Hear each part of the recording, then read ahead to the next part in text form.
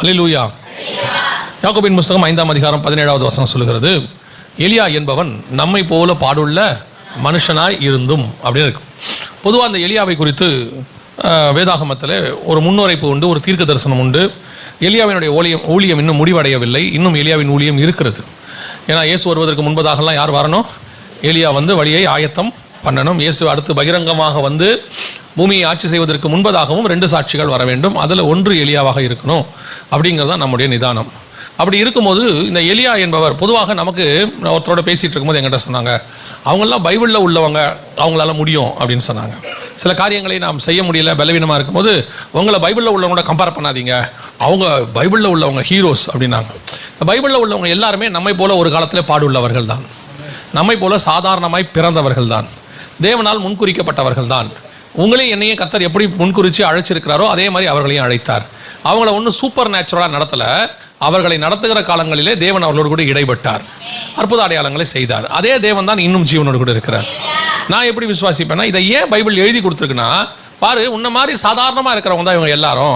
ஒரு ஆடு மேய்க்கிறவங்களா இருக்கிறாங்க, ஒரு புறஜாதி தேசத்தில் இருக்கிறாங்க, ஒரு அடிமையாக இருக்கிறவங்களா இருக்கிறாங்க, ஒரு இடத்துல வந்துட்டு ராஜாவுக்கிட்ட பானபாத்திரக்காரராக இருக்கிறாங்க, சகோதரால் பகைக்கப்பட்டவங்களா இருக்கிறாங்க, ஊரை விட்டு ஓடி போனவங்களா இருக்கிறாங்க, விதவையாக இருக்கிறாங்க. இப்படிப்பட்டவங்களை தான் நான் எடுத்து பயன்படுத்தி இருக்கிறேன். அப்போ உன்னையும் எடுத்து நான் என்ன செய்ய போகிறேன்? பயன்படுத்த போகிறேன். உன் வாழ்க்கையிலும் இந்த மாதிரி பிரச்சனைகள் வரும், நம் வாழ்க்கையிலும் அந்த மாதிரி போராட்டங்கள் வரும். இவைகளுக்கு மாடலாக தான் அது எழுதப்பட்டிருக்கிறது. இந்த பைபிளில் உள்ள அத்தனை கேரக்டரும் இந்த பூமியில் இருக்கிற அத்தனை பேர் கடந்து போகிற சிச்சுவேஷன்ஸ்க்கு ஏற்ற மாதிரி தான் ஆண்டவர் எழுதி வச்சிருக்கிறார். ஸோ அதை படிக்கும்பொழுது நம்ம அந்த மாதிரி சிச்சுவேஷனை கடந்து போகும்போது அவர்களை அதிலிருந்து விடுதலையாக்கி ஆசீர்வதித்த ஆண்டவர் நம்மையும் விடுதலையாக்கி ஆசீர்வதிப்பார் என்பதற்காக தான் அது எழுதப்பட்டிருக்கு. அப்போ இவங்க எல்லாருமே எடுத்த உடனே வானத்திலிருந்து குதிச்சவங்க கிடையாது, நம்மை போல பாடுள்ளதான ஒரு மனுஷர்கள், அவ்வளோதான். எலியாவும் நம்மை மேலே ஒரு மனுஷன் தான் அப்படின்னு. இப்போ எலியாவை குறித்து அதிகமாக தியானிக்கும் பொழுது எனக்கு ரொம்ப ஆச்சரியமான விஷயம் என்னென்னா, ஒரு சிலரை பற்றியெல்லாம் நிறைய அதிகாரம் இருக்கும், அவங்கள பற்றி நிறைய சொல்லிக்கிட்டு வருவார். ஆபிரகாமெல்லாம் எடுத்துக்கிட்டிங்கன்னா 12ஆம் அதிகாரத்தில் ஆரம்பித்து 23ஆம் அதிகாரம் வரைக்கும் இருப்பார். ஆதியாகமத்தில் கிட்டத்தட்ட 10 அதிகாரத்துக்கு அவரை பற்றி இருக்கும். அதுக்கப்புறம் எங்கே பார்த்தாலும் ஆபிரகாம் பற்றி வந்துக்கிட்டே இருக்கும். ஆனால் நீங்கள் எலியாவை எடுத்துக்கிட்டிங்கன்னா 1 ராஜாக்கள் 18 தான் வராரு உள்ளேயே. வந்துட்டு 2 ராஜாக்களில் வந்து 2ஆம் அதிகாரத்தில் போயிடுவார். நடுவில் பார்த்தீங்கன்னா 20ஆம் அதிகாரத்தில் வேறு அவர் இருக்க மாட்டார், நடுவில் இருக்க மாட்டார். அப்புறம் 21ஆம் அதிகாரத்தில் வருவார், 2ஆம் அதிகாரத்தில் ஏறி போயிட்டார். அதோட எலியாவை பற்றி நீங்கள் பேசுனதை பார்த்தீங்கன்னு சொன்னால், மத்திய எழுதின சுவிசேஷத்தில் இயேசு வந்து பேசுவார். அங்கேயும் அந்த மாதிரி 4 சுவிசேஷத்தில் பேசிட்டு அதோட எங்கே போய்டும்னா ரோமருக்கு போய்டும், ரோமர்லேருந்து அடுத்து யாக்கோபுக்கு போய்டும், அவ்வளோதான். அப்போ எலியாவை பற்றி கொஞ்சம் விஷயம் தான் இருக்குது பைபிளில். ஆனால் எலியா வந்து ஒரு பெரிய ஊழியத்தை செய்திருக்கிறார். இன்னும் சொல்ல போனால் இயேசுடைய ஊழியத்தினுடைய முதல் பார்ட்டை அவர் செய்கிறார். யோவான் ஸ்நானகர் வந்து செய்கிறார். அவர் செஞ்சு வழியை ஆயத்தம் பண்ணால் தான் இயேசு வருவார்.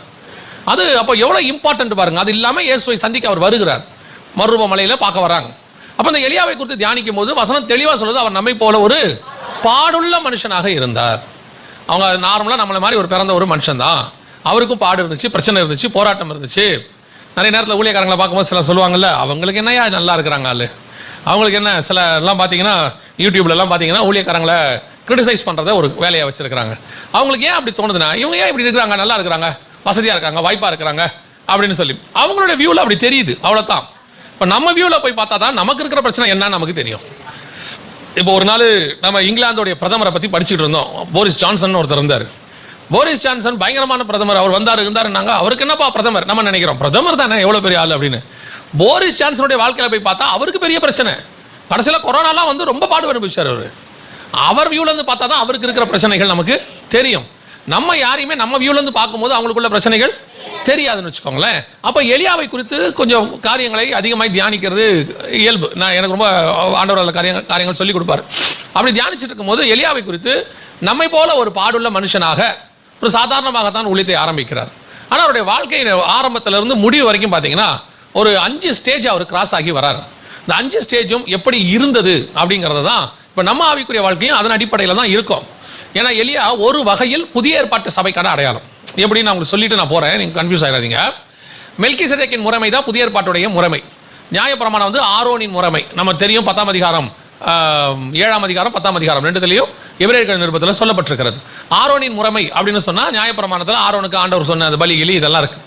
மெல்கிசேதேக்கின் முறைமைனா இயேசு கிறிஸ்துவினுடைய ஆசாரிய முறைமை. இயேசு எப்படி ஊழியம் பண்ணாரோ அப்படி தான் நம்ம பண்ணிட்டு இருக்கிறோம். இப்போ நம்ம யாரும் ஆரோன் பண்ண மாதிரி பண்ணல. அவரை மாதிரி நீல அங்கேயே போட்டுக்கிட்டு கொம்ப கையில பிடிச்சிக்கிட்டு தூப கலசத்தை பிடிச்சிக்கிட்டு ஆட பலி கொடுத்தலாம் நம்ம என்ன செய்யல, பலிபீடத்தெல்லாம் கொடுக்கல. இப்போ நம்ம இயேசு பண்ண மாதிரி ஊழியம் பண்ணிக்கிட்டே இருக்கிறோம். இதுக்கு பேர் மெல்கிசேதேக்கின் முறைமைன்னு பேர். எலியாவை பார்த்தீங்கன்னா மெல்கிசேதேக்கின் முறைமையின்படி தான் மினிஸ்ட்ரி பண்ணியிருப்பார் பழைய ஏற்பாட்டில். அவரை நல்லா கவனிச்சு பார்த்தீங்கன்னு சொன்னா அவருக்கு தாய் தகப்பன் இருக்காது, வம்ச வரலாறு இருக்காது. அவர் திடீர்னு உள்ள வருவார், திடீர்னு எடுத்துக்கொள்ளப்படுவார். நடுவில் ஒரு மினிஸ்ட்ரி பண்ணுவார். அந்த மினிஸ்ட்ரியில கூட அவர் இஸ்ரவேல் முறைமையின்படி எதையும் செய்ய மாட்டார், ஆசாரிய முறைமையின்படி அவர் செய்ய மாட்டார். அப்போ இவர் வந்து ஒரு புதிய ஏற்பாட்டு சபைக்கு அடையாளமாக இருக்கிறார். அப்படி இருக்கும்போது எலியாவினுடைய வாழ்க்கையில் ஒரு 5 விதமான இடங்களை அவர் 5 விதமான ஒரு ஸ்டேஜஸ் அவர் கிராஸ் பண்றார். அதுதான் மிக முக்கியமாக நாம் பார்க்கிறோம். முதலாவதாக எலியா இங்க எப்படி இருக்கிறாரு, என்ன பண்ணாரு அப்படின்னு சொல்லி பார்த்தீங்கன்னா, வாசிங்க 1 ராஜாக்களின் புஸ்தகம் 18ஆம் அதிகாரம் கடைசி வசனத்தை வாசிங்க. 1 ராஜாக்கள் 18 கடைசி. கர்த்தருடைய கை எலியாவின் மேல் இருந்ததினால்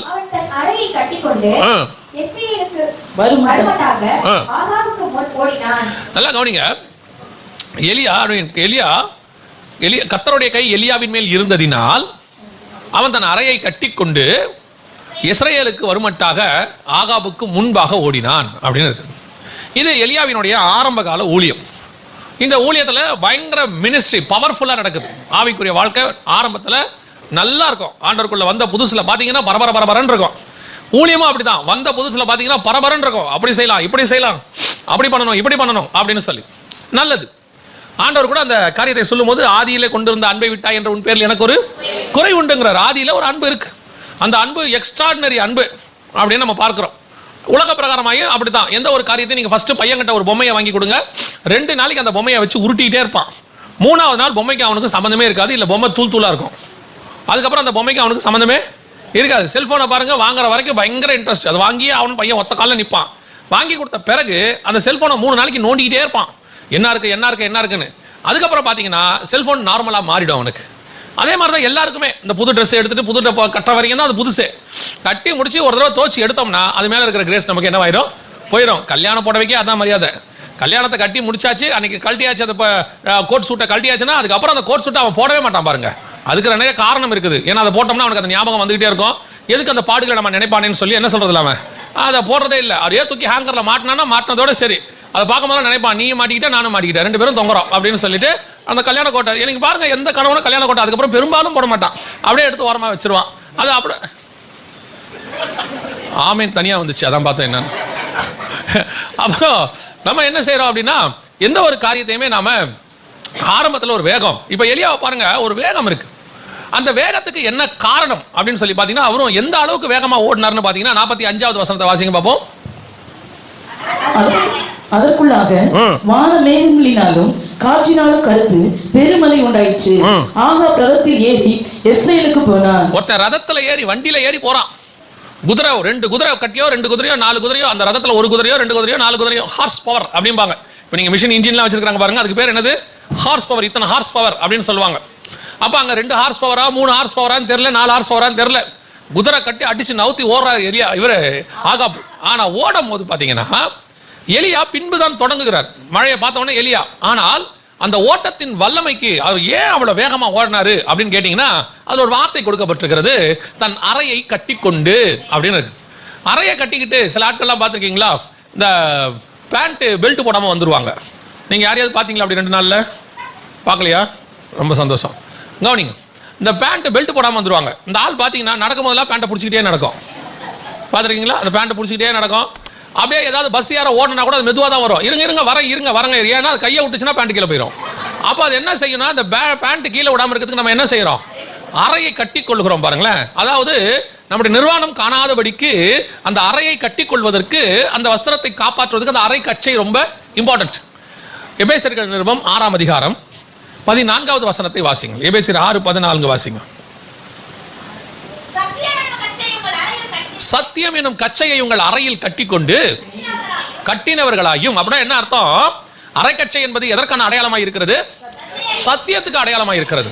எப்படி உலக பிரகாரமாக இருக்கக்கூடிய ரதத்தை, குதிரையை என்னால் ஜெயிக்க முடியும் என்று சொன்னால், நான் கட்டி இருக்கிற அறை கச்சை சத்தியமாக இருக்க வேண்டும். சத்தியத்தை சத்தியமாய் பேசக்கூடிய ஊழியக்காரன் எல்லாரை பார்க்கிலும் வேகமாய் ஓடும்படி கர்த்தர் கிருபை செய்யும். இன்னைக்கு சத்தியத்தை கட்டுகிறவர்கள் குறைவு. ரதத்துல ஏறி இஸ்ரவேலுக்கு போகணும்னு நினைக்கிறவங்க தான் இருக்கிறாங்க. இன்னைக்கு குதிரையை பிடிச்சி போகணுன்றவங்க தான் ரொம்ப ஆசை. எல்லாருக்கும் கேட்டு பாருங்க. ஒரு ஊழியக்காரர்கிட்ட பேசிட்டு இருக்கும்போது அவர் சொன்னார், எனக்கு ஊழியத்தில் ஒரே ஒரு ஆசை தான் இருக்குதுயா அப்படின்னாரு. நானும் என்னவோ சொல்ல போறாரு போலான்னு நினைச்சேன். ஏன்னா வருகையை பத்தி அன்னைக்கு அவர் சர்ச்சில் 1.5 மணி நேரம் பேசி இருக்கிறோம். அப்போ அவர் சொன்னாரு, வருகையை பத்தி கேட்டாச்சு, ஆண்டவர் சீக்கிரம் வரப்போறாரு. அப்ப சொன்னாரு, ஆண்டவர் வரத்துக்குள்ள எனக்கு ஊழியத்துல ஒரே ஒரு ஆசை தான் அப்படின்னாரு. என்ன ஆசைன்னு கேட்டேன். எப்படியாவது ஒரு இனோவா கார் வாங்கிடணும் அப்படின்னாரு. எனக்கு இந்த ஊழியத்தினுடைய ஆசைக்கும் இனோவா காருக்கும் என்ன சம்பந்தம்? ஊழியத்தினுடைய தேவை இனோவா கார், அது வேற.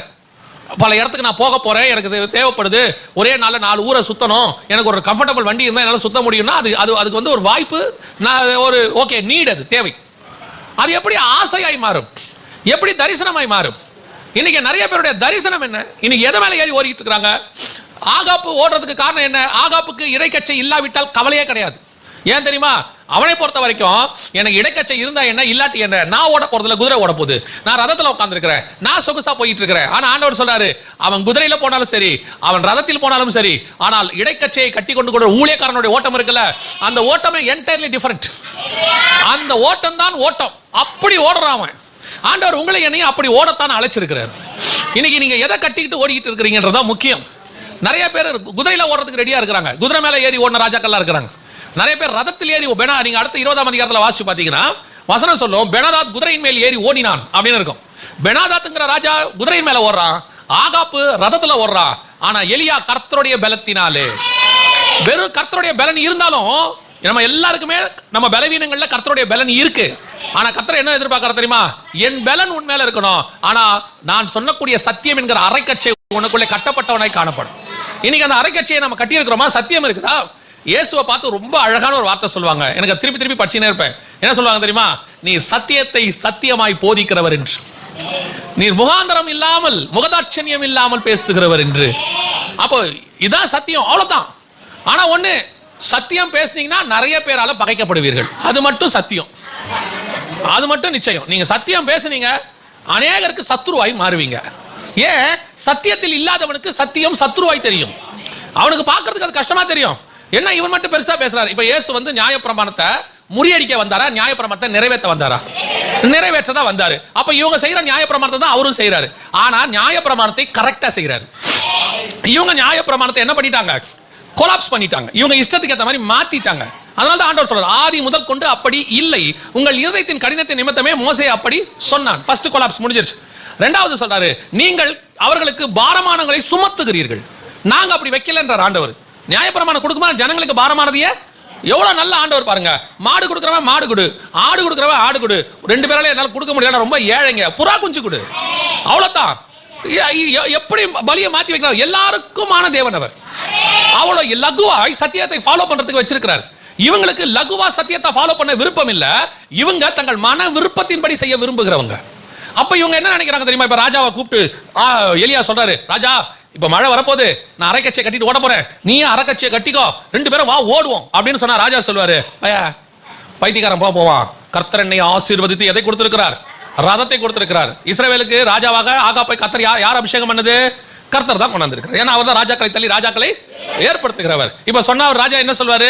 எனக்கு ரதத்தை கர்த்தர் தானே கொடுத்தாரு, நான் ரதத்து மேல ஓடுறதுக்கான இந்த இவ்வளவு வசதியை யார் படுத்தி கொடுத்தது?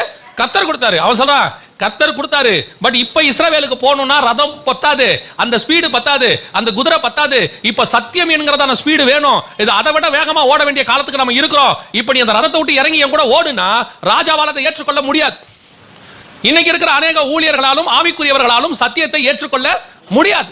ஏன்? இன்னைக்கு இருக்கிற காலம் கடைசி காலம், நம்ம ஆயத்தப்படணும், பரலோகத்துக்கு போகணும். அவங்க சொல்லுவாங்க அதெல்லாம் போய், அதெல்லாம் ஏமாத்துறது, அதெல்லாம் பயமுறுத்துறது. அப்ப என்ன செய்யணும்? இது கர்த்தர் ஆசீர்வதிக்கிற காலம். சிலர் குதிரைகளை குறித்தும் சிலர் ரதங்களை குறித்தும் மேன்மை பாராட்டுகிற காலம். என்னையா கர்த்தர் நம்மள ராஜாவுடைய பிள்ளைகளாக வச்சிருக்கிறாரு. அப்ப என்ன பண்ணும்? உலகத்திலேயே பெஸ்ட் கிரெடிட் கார்டை எனக்கு தான் கொடுப்பாரு. கடனே வாங்காத ஆண்டவர் தான் எது கொடுப்பாரு? கிரெடிட் கார்டு கொடுப்பாரு, கடன் அட்டையை கொடுப்பாரு. அவர் தான் சொன்னாரு, நீயோ கடன் கொடுப்பாய், கடன் வாங்காதன்றவருடைய ஊழியக்காரர் கடன் அட்டையை வாங்கி வச்சுக்கிறார். கேட்டா சொல்றாரு கர்த்தர் கொடுத்தார். எப்படி ஆண்டவர் கொடுப்பாரு? ஒருத்தர் என்கிட்ட சொன்னாரு, ஒரு 15 வருஷத்துக்கு முன்னாடி, கிரெடிட் கார்டு இல்லாவிட்டால் உன்னால வாழ்க்கையே ஓட்ட முடியாது தெரியுமா? நான் சொன்னேன், என்கிட்ட டெபிட் கார்டு இருக்குது, டெபிட் கார்டை வச்சுலாம் ஒன்றும் பண்ண முடியாது தம்பி, கிரெடிட் கார்டு இல்லாட்டி நீ வாழவே முடியாதுன்னாரு. அவர் சொல்லி 14 வருஷம் ஆச்சு, நான் கிரெடிட் கார்டு இல்லாம தான் வாழ்றேன். சரியா? அப்படின்னு சரி, ஓகே, நீங்க வெளிநாட்டுக்குலாம் போக முடியாது, வெளிநாட்டுக்கும் போயிட்டு வந்துட்டேன். இப்போ ஒருவேளை அடுத்து சொல்றாங்கன்னு வச்சுப்போ, கிரெடிட் கார்டு இல்லாவிட்டால் அரசாங்கமே ஒத்துக்குது, ஒரு பிரச்சனையும் இல்லை, கிரெடிட் கார்டு எல்லாம் வாழ்ந்துட்டு போறோம். நான் எனக்கு ஒரு சந்தோஷம் இருக்கும்ல, நான் கடன் இல்லாமல் வாழ்ந்தேங்கிற சந்தோஷம் எனக்கு இருக்கும்ல. ஆரம்பத்தில் நம்ம சொல்லும் போது பைத்தியமா இருந்துச்சு. என்னோட நண்பர் ஒருத்தர் ஆரம்பத்தில் சொன்னாரு, கிரெடிட் கார்டு இல்லாமல் எப்படா இருக்கிறதுன்னு. அதே நண்பர் என்கிட்ட சொன்னாரு, கிரெடிட் கார்டெல்லாம் உடச்சி 4 தூக்கி போட்டுட்டேன்னாரு. கிரெடிட் கார்டால நாசமான குடும்பங்கள் ஜாஸ்தி. நான் இப்போ கிரெடிட் கார்டை பத்தி பேசல. சில நேரங்களில் உலக ஆசீர்வாதம் ரதங்களை போல குதிரைகளை போல நமக்கு தெரியும். ஆனா அது ஒரு நாள் குதிரை ஓஞ்சி உட்காந்துரும், ஒரு நாள் ரதம் ஒட்டஞ்சி உட்காந்துரும். ஆனா அரை கட்சி கொண்டு ஓடிக்கொண்டிருக்கிற ஊழியக்காரருடைய ஓட்டத்தை கர்த்தர் ஒரு நாளும் நிறுத்தவே மாட்டார். சத்தியத்துல நில்லுங்க, எதுக்கும் பயப்படாதீங்க. ஊரே எதிர்த்து நிக்கட்டுமே, அத்தனை ஊழியக்காரன்னு சொல்லட்டுமே. ஒரு இடத்துல சர்க்குலர் போட்டாங்க, எம்டி ஜெகனை சர்ச்சில் ஏத்தாதீங்க. அவர் வந்து ஃபெஸ்டிவல்ஸ் பற்றி, அதாவது கிறிஸ்மஸ் ஈஸ்டரை பற்றி எல்லாம் அது சரியானது கிடையாது, அதாவது அந்த டேட்டு கிடையாதுன்னு சொல்கிறாரு அப்படின்னு சொல்லி அவங்க சொன்னாங்க. அப்போ ஒருத்தர் வந்து என்கிட்ட சொன்னார், இந்த மாதிரி உங்களை சர்ச்சஸ்குள்ளே ஏற்ற வேணாம்னு சொல்லி ஒருத்தர் சர்க்குலர் அமைச்சிருக்கிறாரு அப்படின்னாங்க. நான் சொன்னேன், சந்தோஷம், ஒன்றும் பிரச்சனை இல்லை. கொடுத்தா மைக்கில் பேச போகிறோம், கொடுக்காவிட்டால் ரோட்டில் பேச போகிறோம். நம்ம ரோட்டில் நின்று பேசுகிறத யார் தடுக்க முடியும்? யாரும் தடுக்க முடியாது. நாம் மைக்கை நம்பி ஊழியத்துக்கு வந்தவங்க இல்லை, ரோட்டை நம்பி ஊழியத்துக்கு வந்தவங்க. இப்போ இன்னும் கொஞ்சம் வசதி, அவங்க மைக்கு கொடுத்தாலும் சரி கொடுக்கா விட்டாலும் சரி, ஒரு யூடியூப்னு ஒன்று கிடக்கு, எவன் வேணாலும் எதை வேணாலும் பேசலான்னு அங்கே இருக்கு, அதில் பேசிட்டு போகிறோம். எவனோ வேண்டாததெல்லாம் யூடியூப்ல பேசிட்டு இருக்கும்போது தேவனுக்கு தேவையானதை எடுத்து பேசுறதுக்கு என்ன இருக்குது, பேசிட்டு போகிறோம். இன்னைக்கு சத்தியத்தை பேசுறதுக்கு கதை அடைச்சா ஒன்றும் பிரச்சனை இல்லை. நான் என்ன சொல்கிறேன், அவங்க சிலர் சொல்லுவாங்க, அவர் பேசுறது சரியில்லைங்க அப்படின்னா, என்ன சரியில்லைன்னு சொல்லுங்க, திருத்திக்கலாம் அப்படின்னோடனே ஒரு ஊழியக்காரர் வந்தார், இல்லை நீங்கள் கிறிஸ்மஸை பற்றி எல்லாம் பேசுறீங்கன்னு சொன்னார். ஓகே, கிறிஸ்மஸ் டிசம்பர் 25 தான் நான் கேட்டேன். அல்ல அது இல்லைன்னு எனக்கு தெரியும்னு சொன்னார். என்னைக்கும் கேட்டேன், அது தெரியாதுன்னு சொன்னார். அப்புறம் ஏன் நீங்கள் 25 கொண்டாடுறீங்கன்னு கேட்டேன். இல்லை பிரதர், அது நீங்கள் சொல்றது சரிதான், ஆனால் இப்போ செய்ய முடியாது. அப்போ நான் சொல்றது சரிதான், நீங்க வேணா அதை உங்களுக்கு ஏற்ற மாதிரி மாடிஃபை பண்ணிக்கிட்டீங்க. என்ன ஏன் தப்புங்கிறீங்க? இப்போ எந்த தப்புன்னு சொன்னா நான் ஏற்றுக்கிறேன், அதை சொல்லி கொடுங்க, நான் கற்றுக்கிறேங்கிற, அதை ஏன் சொல்ல மாட்டீங்க? இன்னைக்கு வந்து இஷ்டத்துக்கு உபதேசம் ஒரு பக்கம், இது ஒரு பக்கம், இன்னொரு பக்கம் எடுத்துக்கங்க. அவன் கள்ள உபதேசம் ஒரு பக்கம், அவன் சத்திய அறக்கச்சை, அது வேற அறக்கச்சையா இருக்குது, அது இன்னொரு அறக்கச்சை. பார்க்கறதுக்கு சத்தியம் மாதிரியே இருக்கும், சத்தியம் மாதிரியே இருக்கும். இன்னொரு சிலர்லாம் அறக்கச்சை கட்டி இருக்கிறாங்க. அவன் சொல்லுவான், உனக்கு மரணமே கிடையாது, 1000 வருஷம் நீ வாழ போற, 60 வருஷம் வாழ்றதுக்கே போதும் போதும்னு ஆயிடுது. எப்படா இயேசுநாதரை சந்திப்போன்னு ஒரு ஆசை இருக்கு. இவங்களுக்கு இயேசுவை சந்திக்கவும் ஆசை இல்லை, பரலோகத்துக்கு போகவும் ஆசை இல்லை. அவங்களுக்கு இந்த பூமியிலேயே காரை வாங்கி வீடை வாங்கி இங்கேயே 600 வருஷம் 700 வருஷம் இருந்து பேர பிள்ளைகள் எல்லாம் பார்த்து கடைசியா அவனுங்களே நீ எப்பதான் போய் தொலைவியோன்னு சுத்தி நின்று எல்லாரும் கன்னத்துல கை வச்சு பார்க்குற வரைக்கும் இங்க இருக்கணும்னு அவங்களுக்கு ஆசை இருக்குது. நமக்கு அந்த ஆசைலாம் இல்லை. நமக்கு என்ன ஆசை, அப்பா போகாதீங்க போகாதீங்கன்ற மாதிரியே போயிடணும், அதான் மரியாதை இல்லையா?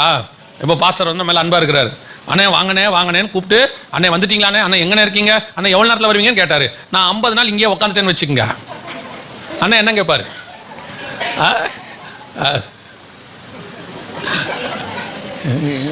என்ன கேட்பாங்க பொதுவா? ஐயா வந்தாரு, பிரசங்கம் பண்ணாரு, வந்தமா முடிச்சோமா போனோமான்னு இல்லாம இங்கேயே இருக்கிறாரு. நம்ம ஊர்ல ஒரு பழமொழி சொல்லுவாங்க தெரியுமா, விருந்தும் மருந்தும் அவள்தான். 3 நாள் தான் கணக்கு. நான் பொதுவாக 3 நாளைக்கு மேலே டேட் யாருக்குமே கொடுக்கறது இல்லை. இல்லை நிஜம், 3 நாளைக்கு மேலே டேட் யாருக்குமே நான் கொடுக்கறதே இல்லை. 3ஆவது நாள் கூட பாருங்க, நைட்டு தங்க மாட்டேன். 3ஆவது நாள் மீட்டிங் முடிச்சா நைட்டோட நைட்டாக கிளம்பிடுவோம். நாங்கள் சில இடத்துலலாம் மீட்டிங்க்கு போகும்போது பெட்டிக்கிட்டியெல்லாம் கட்டி வண்டியில் வச்சுட்டு தான் சாயங்காலம் மீட்டிங்கே வருவேன். திருப்பி வீட்டுக்கு கூட போக மாட்டேன், அப்படியே வண்டி ஏறி போயிடுவேன்.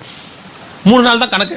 நான் ஒரு ஊழியத்துக்கு போயிருந்த போது ஒரு 10 வருஷத்துக்கு முன்னாடி என் கூட இவங்க இல்லை, வேற ஒரு தம்பி இருந்தான். அப்போது சொல்கிறதுக்கு வேற சந்தோஷமாக இருக்கு. இல்லை பாஸ்டர் உண்மையிலே நல்லா கவனிக்கிறாரு, நான் வேற இடத்துல நடந்ததை சொல்கிறேன். போயிருந்தோம் மீட்டிங்க்கு, போன உடனே முதல் நாள் தட்டப்பட்டெல்லாம் சாப்பாடு போட்டு கை கழுவுற இடத்துல அந்த பாஸ்டர் துண்டோடு நின்றுட்டு இருந்தார். இப்படி அண்ணே கை தொடச்சிக்கிறேன் அப்படின்னாரு. தொடச்சிட்டு ரூமுக்கு வந்தோம். அந்த தம்பி சொன்னான், என்னண்ணே ஆண்டவர் நாமத்தில் வந்ததுக்கு எவ்வளோ மரியாதைண்ணே, அவர் துண்டு எடுத்துகிட்டு நிற்கிறாரு அப்படின்னா. நான் சொன்னேன், நாளைக்கு பார்ப்போம். ஏன்னா முதல் நாள், ஏன்னா நான் அவனுக்கு முன்னாடி 15 வருஷம் ஊழியம் பண்ணிட்டு இருக்கிறேன். அவன் அப்புறம் தான் வந்து 5ஆவது வருஷம் தான் சேர்ந்தான் என்கிட்ட. 2ஆவது நாள் போனோம், கையை கழுவிட்டு பார்த்தோம், துண்டு சேர் மேலே இருந்துச்சு. அவன் கேட்டான், அண்ணே துண்டு சேர் மேலே இருக்குதுண்ணே. இது 2ஆவது நாள், நாளைக்கு பார்ப்போம் அப்படின்னு. 3ஆவது நாள் போனோம், கையை கழுவிட்டு பார்த்தோம், துண்டை காணோம். நான் சொன்னேன், தம்பி துண்டை காணோம், துணியை காணோம், இதோட போயிட்டோம்னா நமக்கு நல்லது. நீ 4ஆவது நாள் இருந்தீங்கன்னா குழாயில் தண்ணி வராது. நான் சொல்றது நிஜம். நாமளே இந்த பூமியில் அப்படித்தான் இருக்கிறோம்.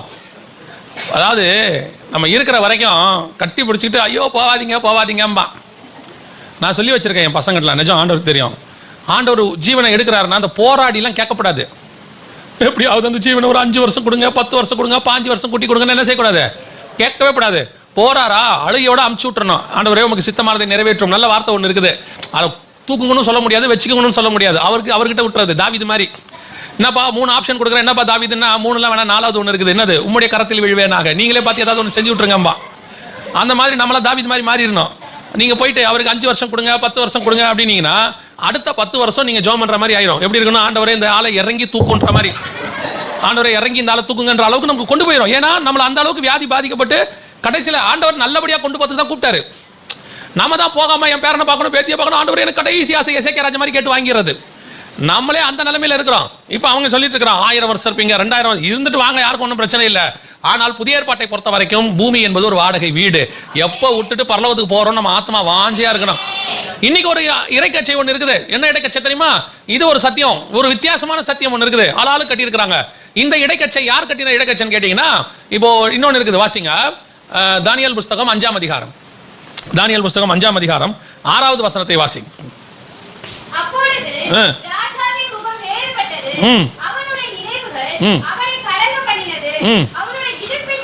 அவனுடைய இடுப்பின் கட்டுகள்.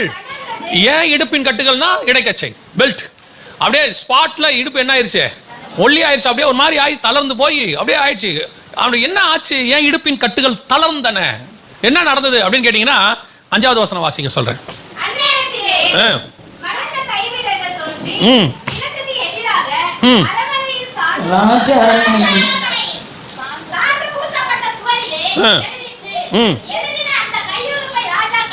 நியாய தீர்ப்பை எழுதியாச்சு பெல்ஷாசாருக்கு. நியாய தீர்ப்பு வரும்போது தான் தெரியும் எந்த இடைக்கச்சை கட்டினது, எந்த இடைக்கச்சை அவிழ்ந்தது என்று சொல்லு. இன்னைக்கு இடைக்கச்சை, ராஜா இடைக்கச்சை நல்லா இருக்கும், ஸ்ட்ராங்கா இருக்கும் சொல்லுவாங்க. அவங்க சும்மா வண்ணாந்தரத்துல ஓடிட்டு இருக்காங்க. அவங்க என்ன சும்மா கிராமத்துல ஊழியம் பண்ணிட்டு இருக்காங்க. அவங்க என்ன சும்மா சத்தியம் சத்தியம் சொல்லிட்டு இருக்காங்க. அவங்க என்ன சும்மா வருக வருதுன்னு சொல்லிட்டு இருக்காங்க. அந்த இடைக்கச்சையை கிண்டல் பண்ணுவாங்க. இப்ப ஒரு நாள் நியாய தீர்ப்பு ஒன்று வரும், ஒரு கையுறுப்பு ஒன்று எழுதும், நீ தராசிலே நிறுத்தி பார்க்கப்படுகிற காலம் ஒன்று வரும். அப்பொழுது ஆண்டவர் சொல்வார், நீ குறை உள்ளவனாய் காணப்பட்டாய். நியாய தீர்ப்பிலே எந்த இடைக்கச்சை நிற்கிறது, எந்த இடைக்கச்சை அவிழ்கிறது என்பதுதான் முக்கியம். இப்ப கட்டிட்டு ஓடிடலாம், இப்ப கட்டிட்டு குதிரை மேல ஏறிடலாம், இப்ப கட்டிக்கிட்டு ரதத்தின் மேல போயிடலாம், இப்ப கட்டிட்டு சிங்காசனத்தின் மேல உட்கார்ந்துக்கலாம். பார்க்கறதுக்கு அதான் சொல்லுவாங்க, அவர் பெரிய ஊழியக்காரங்க. ஒரு நாளும் நான் அதை ஏற்றுக்கொள்ளவே மாட்டேன். ஊழியக்காரன்ல பெரியவன் சின்னவன் ஒருத்தன் கிடையவே கிடையாது. ஊழியக்காரன்ல நல்லவன் கெட்டவன் தான் இருக்கிறான். ஏன்னா அப்படிதான் வசனம் சொல்லுது, நல்ல ஊழியக்காரன் தான் இருக்கிறான், உண்மை உள்ள ஊழியக்காரன் தான் இருக்கிறான். பெரிய ஊழியக்காரன் சின்ன ஊழியக்காரன் எதை வச்சு சொல்றீங்க? எவன் சின்ன ஊழியக்காரன், எவன் பெரிய ஊழியக்காரன்? பெரிய ஊழியக்காரன் பைபிள்ல யாரு? நம்மளை கேட்ட நம்ம யாரும் சொல்லுவோம், ஓ பவுல் பெரிய ஊழியக்காரர். எதை வச்சுப்பா சொல்ற? அவர் 13 புக்கு எழுதியிருக்கிறாரு, அவர் பெரிய ஊழியக்காரர். அந்த வெறும் 13 புக்கு போதும் அப்படின்னா பின்னாடி எழுதியிருக்கிற யூதா புஸ்தகம் சின்ன ஊழியக்காரரா? ஒரே ஒரு அதிகாரம் எழுதியிருக்கிற ஒரு சின்ன ஊழியக்காரன் ஆயிடுமா? இல்ல பவுலுக்கு முன்னாடி பாத்தீங்கன்னு சொன்னா யாக்கோபு எழுதின நிருபம் சின்னதா மாறிடுமா? இது எல்லாம் சேர்ந்தாதான் ஒரு பைபிள். இது உள்ள கிரானைட் இருக்கலாம், அல்லது இது உள்ள வந்து மார்பிள் இருக்கலாம், இது உள்ள செங்கல் இருக்கலாம், இது உள்ள கடப்பா கல் இருக்கலாம். எல்லா கல்லும் சேர்ந்து இருந்தாதான் ஒரு வீடு. வாசல்ல அழகா நீங்க கிரானைட்டை போட்டுட்டு கிச்சன்ல கடப்பா கல் போடாம நீங்க கிச்சன்ல வந்து மேடை கட்டாம விட்டு பாருங்க, அந்த வீட்டம்மா அவங்களை சாதம் சாத்துவாங்க. வாசல்ல கல்லை போட்டுட்டு அடுப்பு வைக்கிறதுக்கு மேடை கட்டாம விட்டு இருக்கிற சோறு எங்க இருந்து வரும்? கேட்பாங்களா கேட்க மாட்டாங்களா? என்னமா மார்பிள் போட்டிருக்கிறேன், ஓ மார்பிள் காலில் மிதிக்கிறதுக்கு, ஆனா கடப்பா கல்லு சாப்பிட்றதுக்கு, அடுப்பு வச்சு சாப்பிட்றதுக்கு. அதனால எந்த கல்லும் இதுல என்ன கிடையாது, பெருசு சிறுசு கிடையாது. இன்னைக்கு கடைசி காலத்துல அவர் பெரிய சர்ச் வச்சிருந்தா அவர் பெரிய ஊழியக்கார், நிறைய விசுவாசி வந்தா அவர் பெரிய ஊழியக்கார், நிறைய பேர் கூட்டத்துக்கு வந்தாங்கன்னா அவர் பெரிய எவாஞ்சலிஸ்ட். இல்ல, கர்த்தருடைய பார்வையில் யார் பெரியவன்? கர்த்தருடைய பார்வையில் எது பெரிய சபை?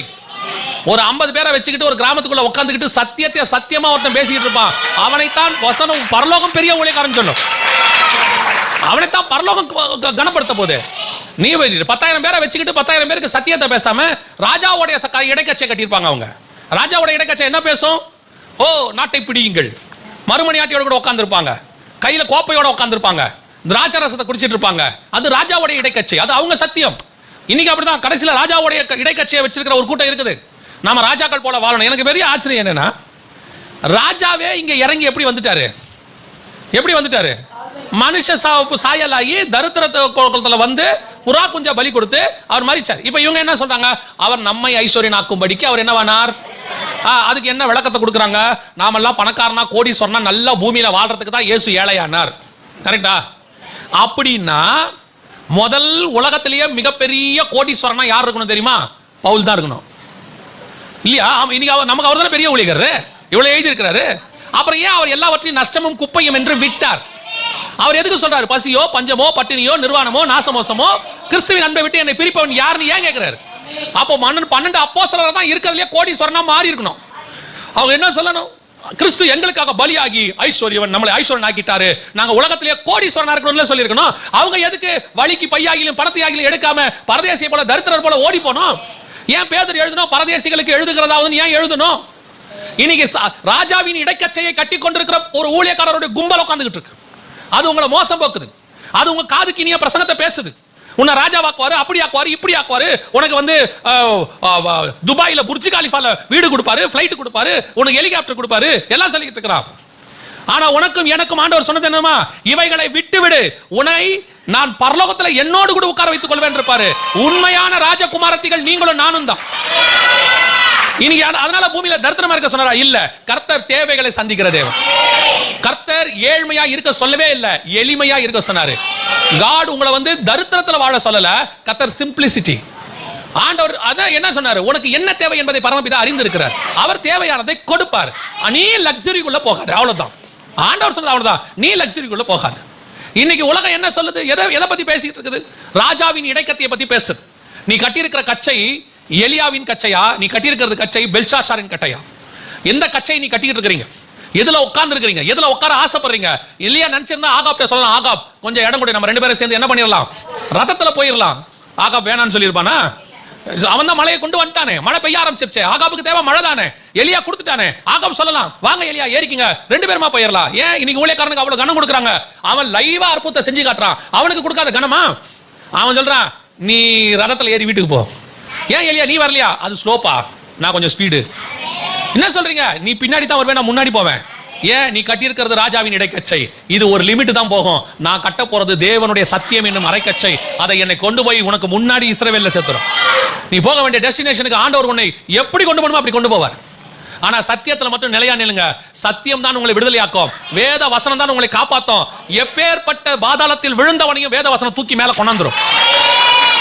ஒரு காலகட்டத்தில் உங்ககிட்ட இருக்கிற பணம் உதவாது, உங்ககிட்ட இருக்கிற படிப்பு உதவாது, உங்ககிட்ட இருக்கிற அந்தஸ்து உதவாது, உங்களுக்கு தெரிஞ்ச நல்ல நண்பர்கள் உதவி செய்ய முடியாது. ஆனா சத்தியம் உதவி செய்யும். மரித்தோரையும் உயிர்ப்பிக்கிறது தான் சத்தியம். அது உங்களை காப்பாத்தி கொண்டு நிறுத்திடும்.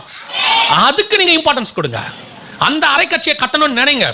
அப்படி இன்னைக்கு பார்க்கிறதுக்கு கொஞ்ச நாளைக்கு பெல்ஷாசார் அப்படிதான் இருப்பாரு.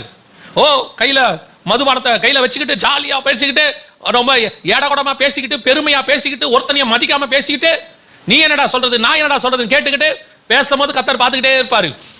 திடீர்னு ஒரு நாள் நியாய தீர்ப்பு வந்து கை எழுதும். ஒரு நாள் ஆண்டவர் எழுதுவார். எழுதும் போது தான் தெரியும், நீ எந்த இடத்துல நிறுத்தி பார்த்தேன், என் நிறுத்துதல் தராசுல நீ கீழே இருக்கிறேன்னு தெரியும். அன்னைக்கு உன் சத்தியம் பொய் என்று உனக்கு தெரிய வரும். நிறைய பேருக்கு அன்னைக்கு தான் தெரியும், இது வரைக்கும் நம்ம ஃபாலோ பண்ண சத்தியம் தப்பா நடத்திட்டாங்க. சமீபத்தில் ஒரு நித்திய ஜீவன் கூட்டம்னு ஒன்று நடத்தணும். அந்த கூட்டத்துக்கு வந்திருந்த ஒருத்தர் ஒரு சாட்சி சொன்னாங்க. அந்த மாதிரி நிறைய பேர் சொல்லியிருக்காங்க. அதில் அந்த அம்மா நீங்க சொன்ன சாட்சி, இது வரைக்கும் சத்தியம் தப்பா சொல்லி கொடுத்துருக்காங்கன்னு எனக்கு இப்பதான் தோணுது. இப்பதான் எனக்கு சத்தியம்னா என்னன்னே தெரிய ஆரம்பிச்சிருக்குதுன்னு சொன்னாங்க. இதான் நல்லா தெரிஞ்சுக்கொள்ளுங்க. ஒரு நாள் வரும், எலியாவுடைய கச்சை, கட்டியிருக்கிற கச்சை ஓடுகிற கச்சை, கர்த்தர் ஓட வச்சிருக்கிறாரு. பெல்ஷாசாரின் கச்சை, உட்கார்ந்திருக்கிற கச்சை, அது ஒரு நாள் தளர்ந்து கீழே விழும். அல்லேலூயா. நம்மை போல பாடுள்ளதான ஒரு மனுஷன் எலியா, சத்தியத்தை வச்சிருந்தனால ஓடினா. நீங்களும் சத்தியத்தை பிடிச்சுக்கோங்க, கர்த்தர் உங்களை நல்லா ஓட விடுவார். ஆனா அப்படி ஓடிக்கொண்டிருந்த எலியாவின் வாழ்க்கையில இன்னொரு சம்பவம் நடக்குது. வாசிங்க, 1 ராஜாக்களின் புஸ்தகம் 19ஆம் அதிகாரம் 5-6 வசனங்களை வாசிங்க. ஒரு சூரச்செடியின் கீழ் படுத்துக்கொண்டு நித்திரை பண்ணினான். அப்பொழுது ஒரு தூதன் அவனை தட்டி எழுப்பி, எழுந்திருக்கு போதகனே என்றான். அவன் விழித்து பார்க்கிற போது, இதோ தலையில் சுடப்பட்ட அறையும் ஒரு பாத்திரத்து தண்ணீரும் அவன் தலைமாட்டில் இருந்தது. அப்பொழுது அவன் புசித்து குடித்து திரும்ப படுத்துக் கொண்டான். 2வது, நல்லா ஓடிக்கிட்டு இருக்கிற ஒரு ஊழியக்காரனுடைய வாழ்க்கை, நல்லா ஆவிக்குரிய வாழ்க்கை வாழ்ந்து கொண்டிருக்கிறதான ஒரு ஆவிக்குரியவனுடைய வாழ்க்கை, திடீரென்று ஒரு போராட்டம் ஒன்று வருகிறது. திடீர்னு ஒரு சோதனை வருது. அந்த சோதனையில முடிவு என்னவா இருக்குதுன்னு கேட்டா, வசனம் சொல்லுது, போதும் கர்த்தாவே நான் சாகிறேன் அப்படிங்கிறான். 4வது வசனத்துல என்ன சொல்றான்? போதும் கர்த்தாவே நான் சாகிறேன், நான் நல்லவன் அல்ல என்று சொல்லி, கர்த்தாவே தான் சாக வேண்டும் என்று சொல்லி ஒரு சூடை செடியின் கீழ் என்ன செஞ்சிட்டான்? படுத்துட்டான்.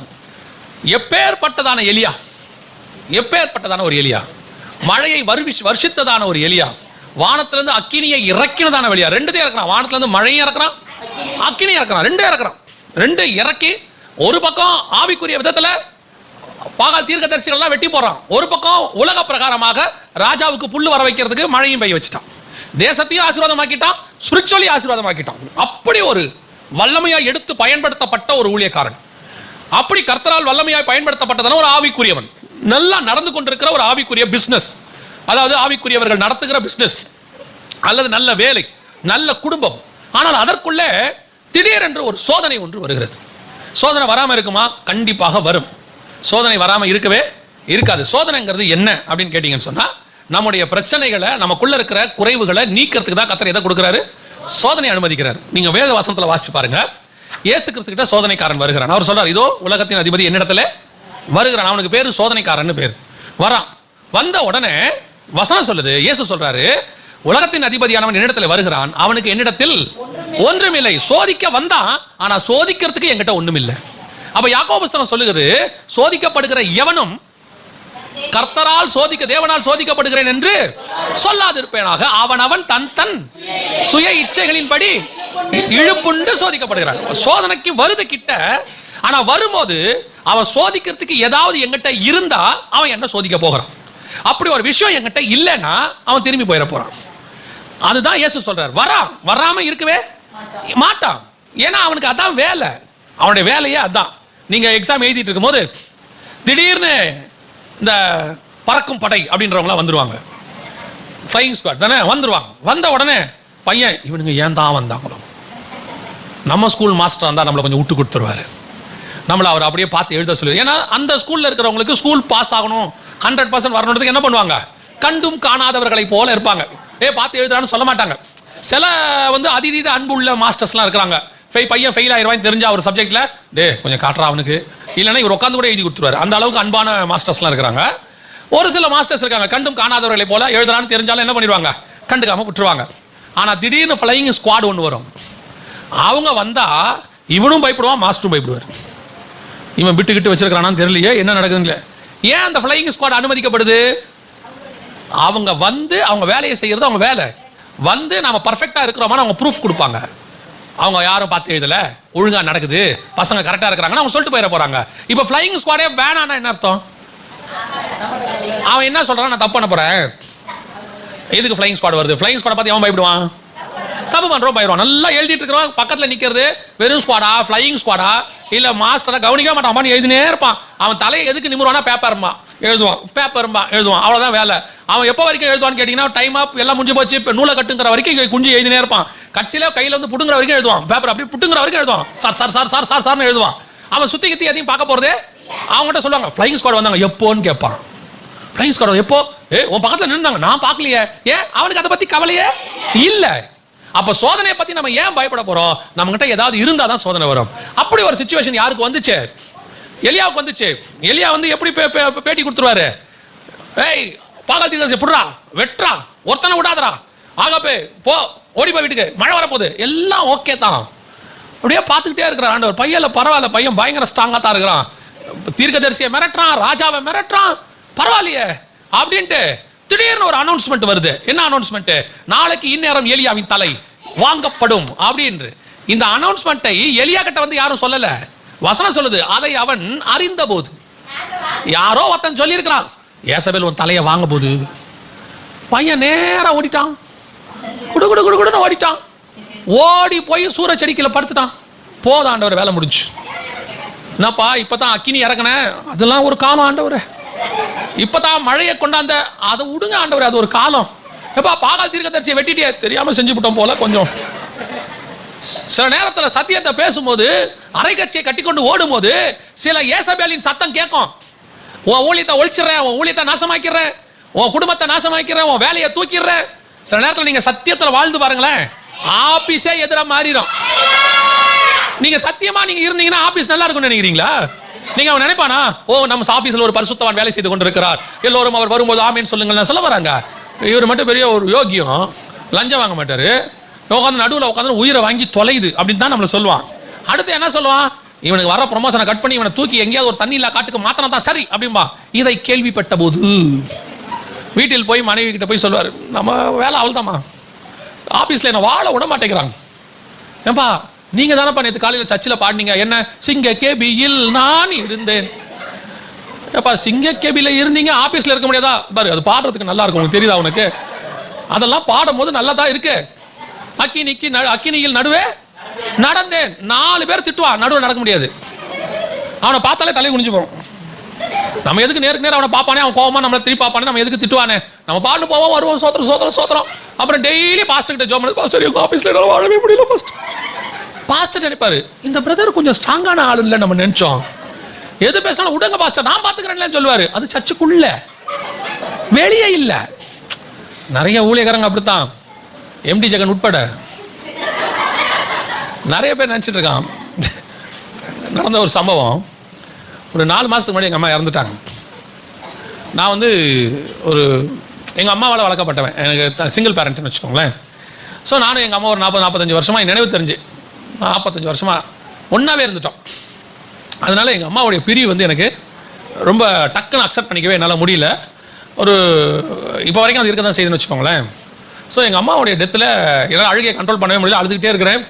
கடைசியில் கொண்டு போய் கல்லறையில் வைக்கிறாங்க, என்னால் தாங்க முடியல, அழுகுறேன். அழுதுட்டு வந்துட்டேன் வீட்டுக்கு. மறுநாள் எனக்கு ஒருத்தர் ஃபோன் பண்ணாங்க. ஃபோன் பண்ணி கேட்குறாங்க, பாஸ்டர் நீங்கள் அழுவீங்களாண்ணா?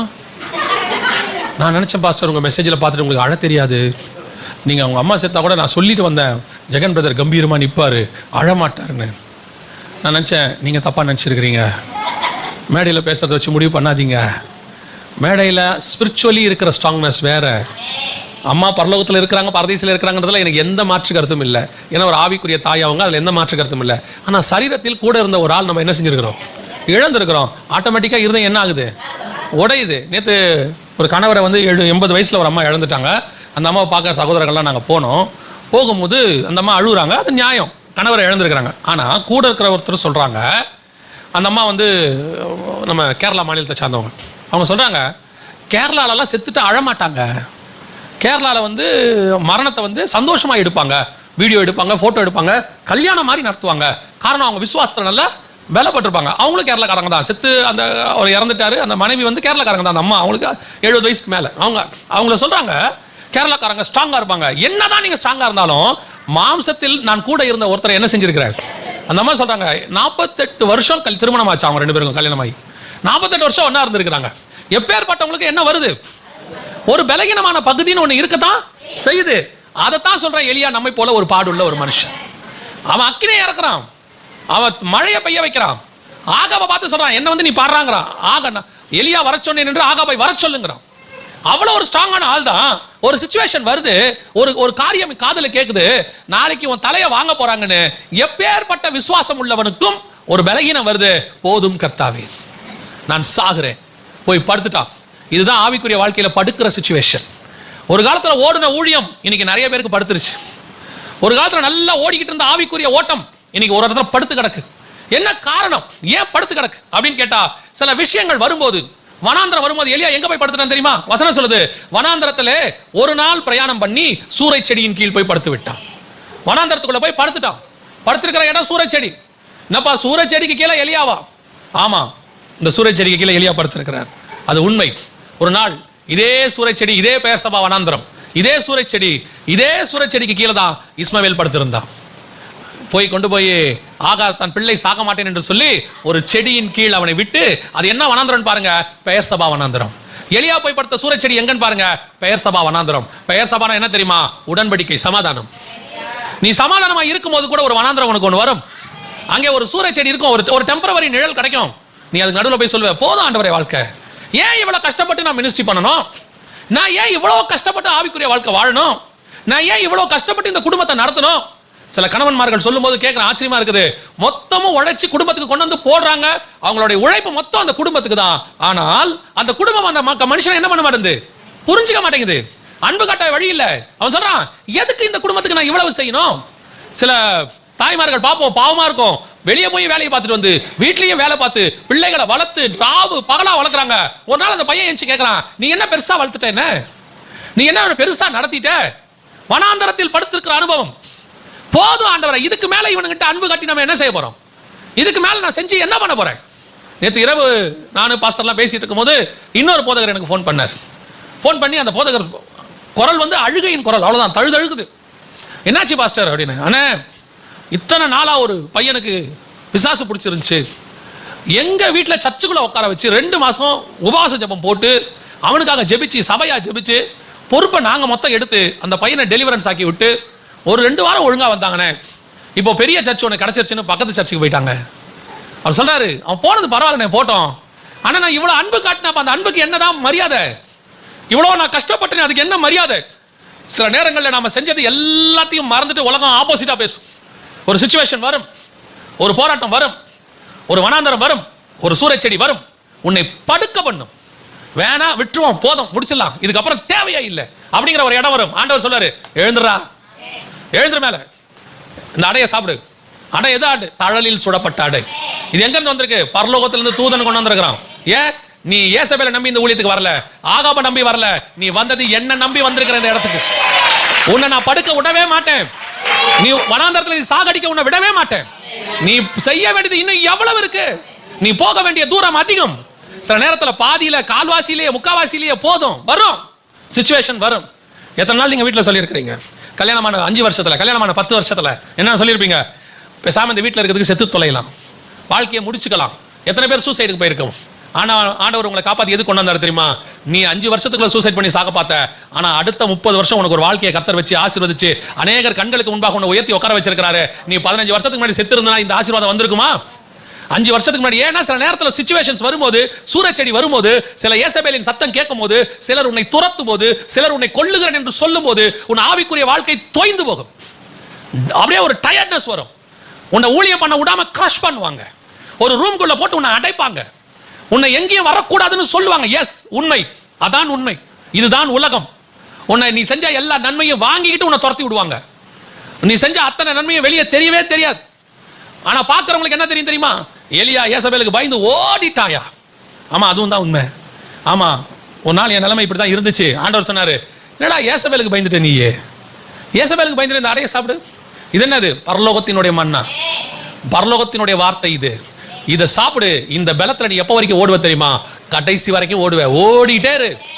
சில நேரத்தில் கர்த்தருடைய வார்த்தை மாத்திரம் நமக்கு இல்லாதிருந்தால், கர்த்தர் மட்டும் நம்மளை தேற்றாதிருந்தால், கர்த்தர் மாத்திரம் நம்ம மத்தியில ஆறுதலாய் சொல்லாமல் இருந்திருந்தால், இந்நேரம் நம்மை கொன்று போட்டு இருப்பார்கள், செத்து போயிருப்போம் நம்ம. நான் சொல்லுவேன், என்ன சொல்லுவேன், ஆண்டவர் மட்டும் என் கூட இல்லாமல் இருந்திருந்தால் நான் செத்து 7 வருஷம் இருக்கும்.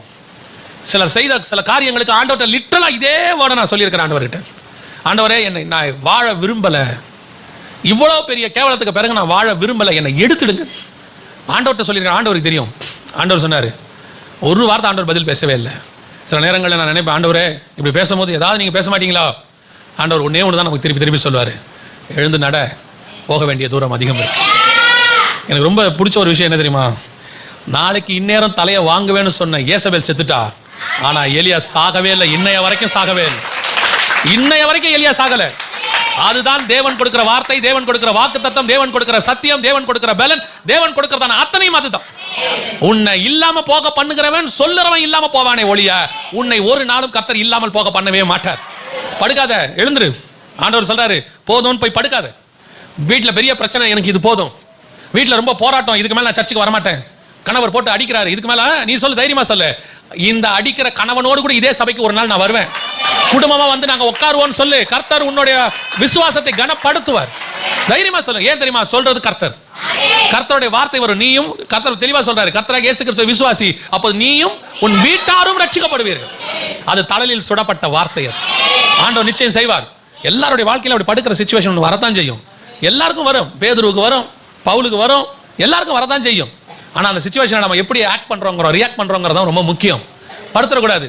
அடிச்சு போட்டு பவுல கல்லில் அடிச்சு அவ்வளவுதாயா பவுல் முடிஞ்சான், அப்படிதானே இருக்கு. அவன் செத்து விட்டான் என்று சொல்லி அவனை விட்டு விட்டு போய் விட்டார்கள். வசனம் சொல்லுது, பவுல் எழுந்து பட்டணத்துக்குள் போய் பிரசங்கம் பண்ணினான்.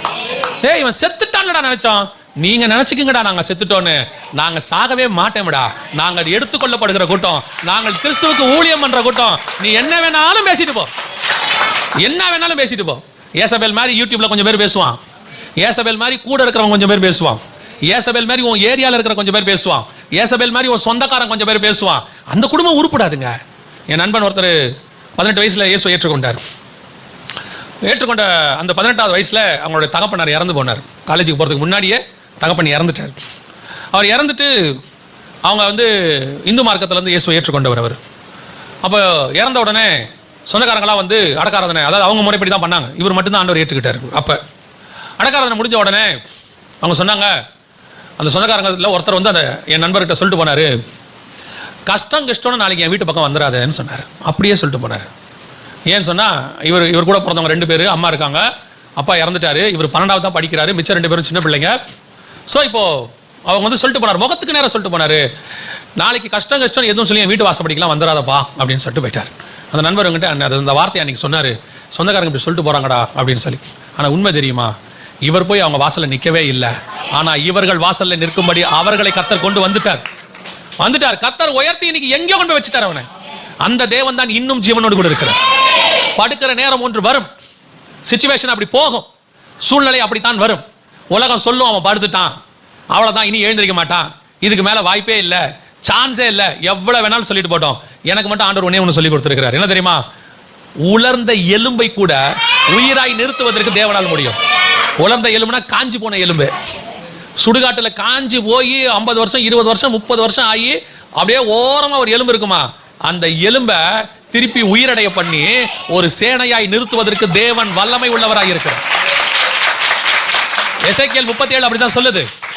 அதை உலர்ந்த எலும்பையே உயிரடைய பண்ணுகிற அவரால் முடியுமானால் உயிரோடு இருக்கிற உன்னையும் என்னையுமா கர்த்தரால மாற்ற முடியாது? தேவனால் கூடாத காரியம் ஒன்றும் இல்லை. படுத்திருக்கிற நீங்க எழுந்துறீங்க, போதும் கர்த்தாவே சொல்லாதீங்க. அப்படி சிச்சுவேஷன் வரதான் செய்யும். நானும் சொன்னவன் தான். நான் சொல்றேன், இப்போ என்னை காப்பாத்தின தேவன் உங்களை காப்பாற்றுவார். என்னை இங்க கொண்டு வந்து நிறுத்தி இருக்கிற தேவன் இங்க கொண்டு வந்து நிறுத்துவார். இன்னைக்கும் எல்லாருமே ஓ ஜெகனோ அப்படியா சொல்றாங்க. இன்னைக்கும் 100 பேர் திட்டிட்டு தான் இருக்கிறாங்க. இன்னைக்கு 10 பேர் சர்ச்சில் ஏத்த வேணாம்னு சொல்லிட்டு தான் இருக்கிறாங்க. அவங்க சொல்லட்டும், அது அவங்களுடைய இயல்பு. அவங்களுக்கு நம்மளை பிடிக்கல. உலகத்துல எல்லாருக்கும் எல்லாரையும் பிடிக்காது இல்லையா? எல்லாருக்கும் எல்லாரையும் பிடிக்காது. கொஞ்சம் பேரை பிடிக்கும், இன்னும் கொஞ்சம் பேருக்கு வேற ஒருத்தரை பிடிக்கும். சிலருக்கு இவரை பிடிக்கிறதுனால நம்மளை பிடிக்காது, சிலருக்கு அவரை பிடிக்கிறதுனால இவரை பிடிக்காது. சொல்லிட்டு போட்டோம். நம்மளை எல்லாருக்கும் பிடிக்குதோ இல்லையோ, இயேசு கிறிஸ்துவுக்கு நம்மளை பிடிச்சிருக்கு. அவருக்கு நம்மளை நல்லா பிடிச்சிருக்கு. அவர் நம்ம கூட இருக்கிறாரு, பேசுறாரு, கிரியை செய்யறாரு, வார்த்தையை கொடுக்கிறாரு, தேவைகளை சந்திக்கிறாரு. அதான் வசனம் சொல்லுது, அவர் தீயோருக்கே மழையை பெய்ய பண்றாரு, நமக்கு பெய்யாமலே இருக்க போறாரு. தேவன் செய்வார். யாருக்கு பிடிச்சா என்ன, பிடிக்காவிட்டால் என்ன. பிடிச்சவங்க வந்து பேசுறாங்களா, சோத்திரம் சொல்லிட்டு அனுப்பிடுங்க. பிடிக்காதவங்க திட்டுறாங்களா, சோத்திரம் சொல்லிட்டு அனுப்பிடுங்க. யாரையுமே கிட்ட நெருக்கி உட்கார வச்சுக்காதீங்க. இயேசு கிறிஸ்துவ மட்டும் பக்கத்தில் உட்கார வச்சுக்கோங்க. அவர் தான் எப்பொழுதும் உங்களை திட்டவே போறதில்ல. நான் சரி பண்ணும் போது கூட அவர் நம்மளை அன்பா தான் சரி பண்ணுவார். அவர் தண்டிக்கும் போது கூட எப்படி தண்டிப்பாராம்? மட்டமாய் தண்டிப்பாராம். அவர் குணமாக்குமா, காயப்படுத்தும் போது கூட எப்படி காயப்படுத்துவார் தெரியுமா? திருப்பி குணமாக்குற மாதிரி காயப்படுத்துவார். அதான் அவருடைய ஸ்பெஷாலிட்டி. மனுஷன் காயப்படுத்தணும்னு வச்சுங்க, நம்மளை திருப்பி குணமாக்காதபடிக்கு காயப்படுத்தணும்னு நினைப்பான். வாழ்நாளெல்லாம் அவன் நினச்சினே இருக்கணும் அப்படிமா.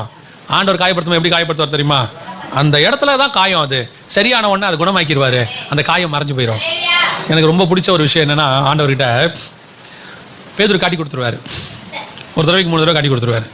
நீங்கள் அதுக்கப்புறம் பாருங்க, ஒரே ஒரு இடத்துலாவது பேதுரு உயிரோடு இருக்கிற வரைக்கும், ஆண்டவர் பரமேறி போகிற வரைக்கும் வச்சுக்கோங்க, இல்லை அதுக்கப்புறமா பேதுருக்கிட்ட ஆண்டவர் பேசுறாரு. பேதுரு உயிரோடு இருக்கிற வரைக்கும் ஒரு இடத்துலாவது இயேசு பேதுருவை பார்த்து ஏன் இப்படி செஞ்ச பேதுருன்னு கேட்டாரா? ஏன்பா என்னை காட்டி கொடுத்தேன்னு கேட்டாரா? எந்த இடத்துலாவது நீ இப்படி செய்யலாமான்னு சொன்னாரா? இல்லை மறைமுகமாவது நான் உங்களெல்லாம் ரொம்ப நம்பினேன், ஆனால் உங்களில் ஒரு சிலர் என்னை ரொம்ப ஏமாத்திட்டீங்க அப்படி சொன்னாரா?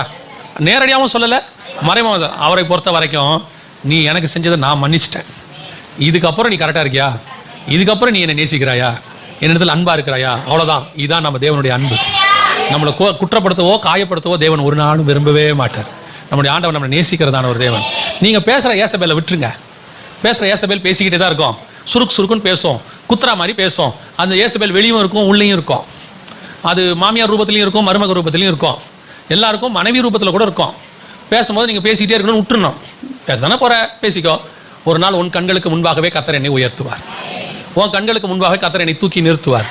அன்னைக்கு பேசுகிற ஏசபேல் இல்லாமல் போகும், ஆனால் பேசப்பட்ட எலியா ஜீவனோடு கூட நிற்பார். அல்லேலூயா. தைரியமா இருங்க. படுத்திருக்கிற நீங்கள் நானும் எழுந்திருச்சு போக வேண்டிய காலம் வந்துருச்சு. அல்லேலூயா. இப்போ 3வது அடுத்து வாசிங்க, எலியாவுடைய நிலைமை என்ன? 1 ராஜாக்களின் புஸ்தகம் 19ஆம் அதிகாரம் 8வது வசனம் வாசிங்க. அப்பொழுது அவன் எழுந்திருந்து புசித்து குடித்து அந்த போஜனத்தின் பலத்தினால் 40 நாள் இரவு பகல் ஓரேப் என்னும் தேவனுடைய பர்வதம் மட்டும் நடந்து போனான். இப்போ என்ன இப்படி போறான்? ஒரு காலத்துல ஓடின காலம் இருந்துச்சு, ஒரு காலத்துல படுத்த காலமும் இருந்துச்சு. இப்ப கர்த்தர் நடக்க விட்டுருக்கிறார். படுத்திருந்த நீ எந்திரிச்சு என்ன செய்ய? நட. சில நேரத்தில் ஆண்டவர் ஃபஸ்ட்டு நமக்கு செஞ்சிருந்த ஊழியமோ, ஃபஸ்ட்டு நமக்கு சொன்ன காரியமோ, ஃபஸ்ட்டு நம்ம போன வேகமோ தவற விட்டுருப்போம், படுத்திருப்போம். நடுவில் ஒரு சோர்வு வந்திருக்கும், நடுவில் சில பிரச்சனைகள் வந்திருக்கும். திருப்பி 2வது சான்ஸ் கர்த்தர் கொடுப்பார். 2வது சான்ஸ் கொடுக்கும்போது நாம் என்ன நினைப்போம் தெரியுமா? அந்த முதல்ல ஓடணுமே அந்த வேகத்தில் தான் இப்போ என்ன செய்யணும்? திருப்பியும் ஓடணும் அப்படின்னு நினைப்போம். ஆண்டவர் சொல்லுவார், படுத்திருந்து எந்திரிச்ச உடனே ஓடக்கூடாது. இப்போ என்ன செய்ய? பொறுமையாக நடந்து போ. இது நடக்கிற காலம். சில நேரத்தில் ஆண்டவர் உன்னை நடக்கவும் சொல்லுவார். ஒரு காலத்தில் ஓடி உற்சாகமாக ஊழியம் பண்ணது உண்டு, சில நேரத்தில் நடந்து ஊழியம் பண்ணுற காலமும் உண்டு. இப்போ ஆண்டவர் பொறுமையாக நடக்க சொல்லியிருக்கிறார். பொறுமையாக போ. 40 நாள் இரவும் பகலும் ஓடி போகல. வசனம் சொல்லுது. நிறைய பேர் கேட்பாங்க, அந்த காலத்தில் உங்கள் மினிஸ்ட்ரி அப்படி இருந்துச்சு. ஆமாம், அப்படி இருந்துச்சு. இப்போ பொறுமையாக நிதானமாக தெளிவாக ஊழியம் செய்ய கர்த்தர் வைப்பார். ஆண்டவர் செய்கிற ஊழியம் அப்படி தான் இருக்கும். எல்லா நேரமும் ஓடுகிற நேரமாக இருக்காது. சில நேரத்தில் நடந்து போகிற நேரமும் இருக்கும். ஒரு காலத்தில் உற்சாகமாக அப்படியே ஒரு நாளைக்கு 10 மணி நேரம் 12 மணி நேரம் ஊழியம். காலையில் ஒரு நாள் ஒரு மீட்டிங் எனக்கு, காலையில் 10 மணிலேருந்து நைட்டு 10 மணி வரைக்கும் 12 ஹவர் ஒரே ஊழியக்காரன் நான் தான் பேசணும். அதில் 5 செஷன், ஒரு செஷனும் 1.5 மணி நேரம், நடுவில் 1/2 மணி நேரம் மட்டும்தான் கேப். ஒரு செஷன் முடிப்பாங்க, 1/2 மணி நேரம் கேப்பு, அடுத்த செஷன் ஆரம்பிப்பாங்க, ஒரு 5 நிமிஷம் வர்ஷிப் பண்ணி திருப்பி என் கையில் கொடுத்துருவாங்க. 5 செஷன் பேசணும் 12 மணி நேரத்தில். 5வது செஷன் முடிக்கும் போது பார்த்தீங்கன்னா உடம்பு பாடியெல்லாம் ஹீட் ஆகி அப்படியே கண்ணெல்லாம் செவேர்னு மாறி, 5வது செஷன் முடிக்க ஃபைனல் ப்ரேயரே நான் பண்ணவே இல்லை.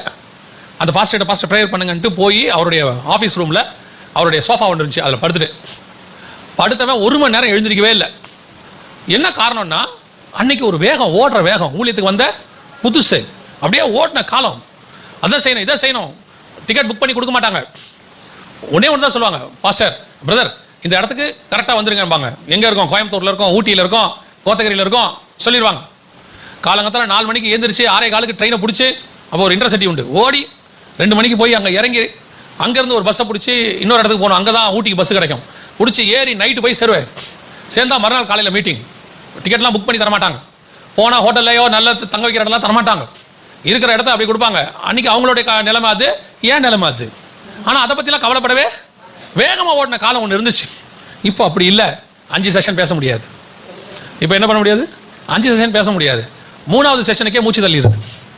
ஏன்னா வயசாகி போச்சு. ஆனால் ஸ்பிரிச்சுவலி ஒரு அனுபவம் வரும்போது வேகமாக பேசின ஒரு காலம் இருக்கு. ஆனால் அதே கர்த்தர் உன்னை நிதானமாய் பேச வைக்கிற காலம் ஒன்று இருக்கு. ஆரம்பிக்கும் போது ஒரு அந்த சாட்சியை நான் எனக்கு சந்தோஷமா இருந்துச்சு. ஒரு சாட்சி, 10 வருஷத்துக்கு முன்னாடி உத்தமபாளையத்துக்கு ஒரு ஊழியத்துக்கு போயிருந்தேன்.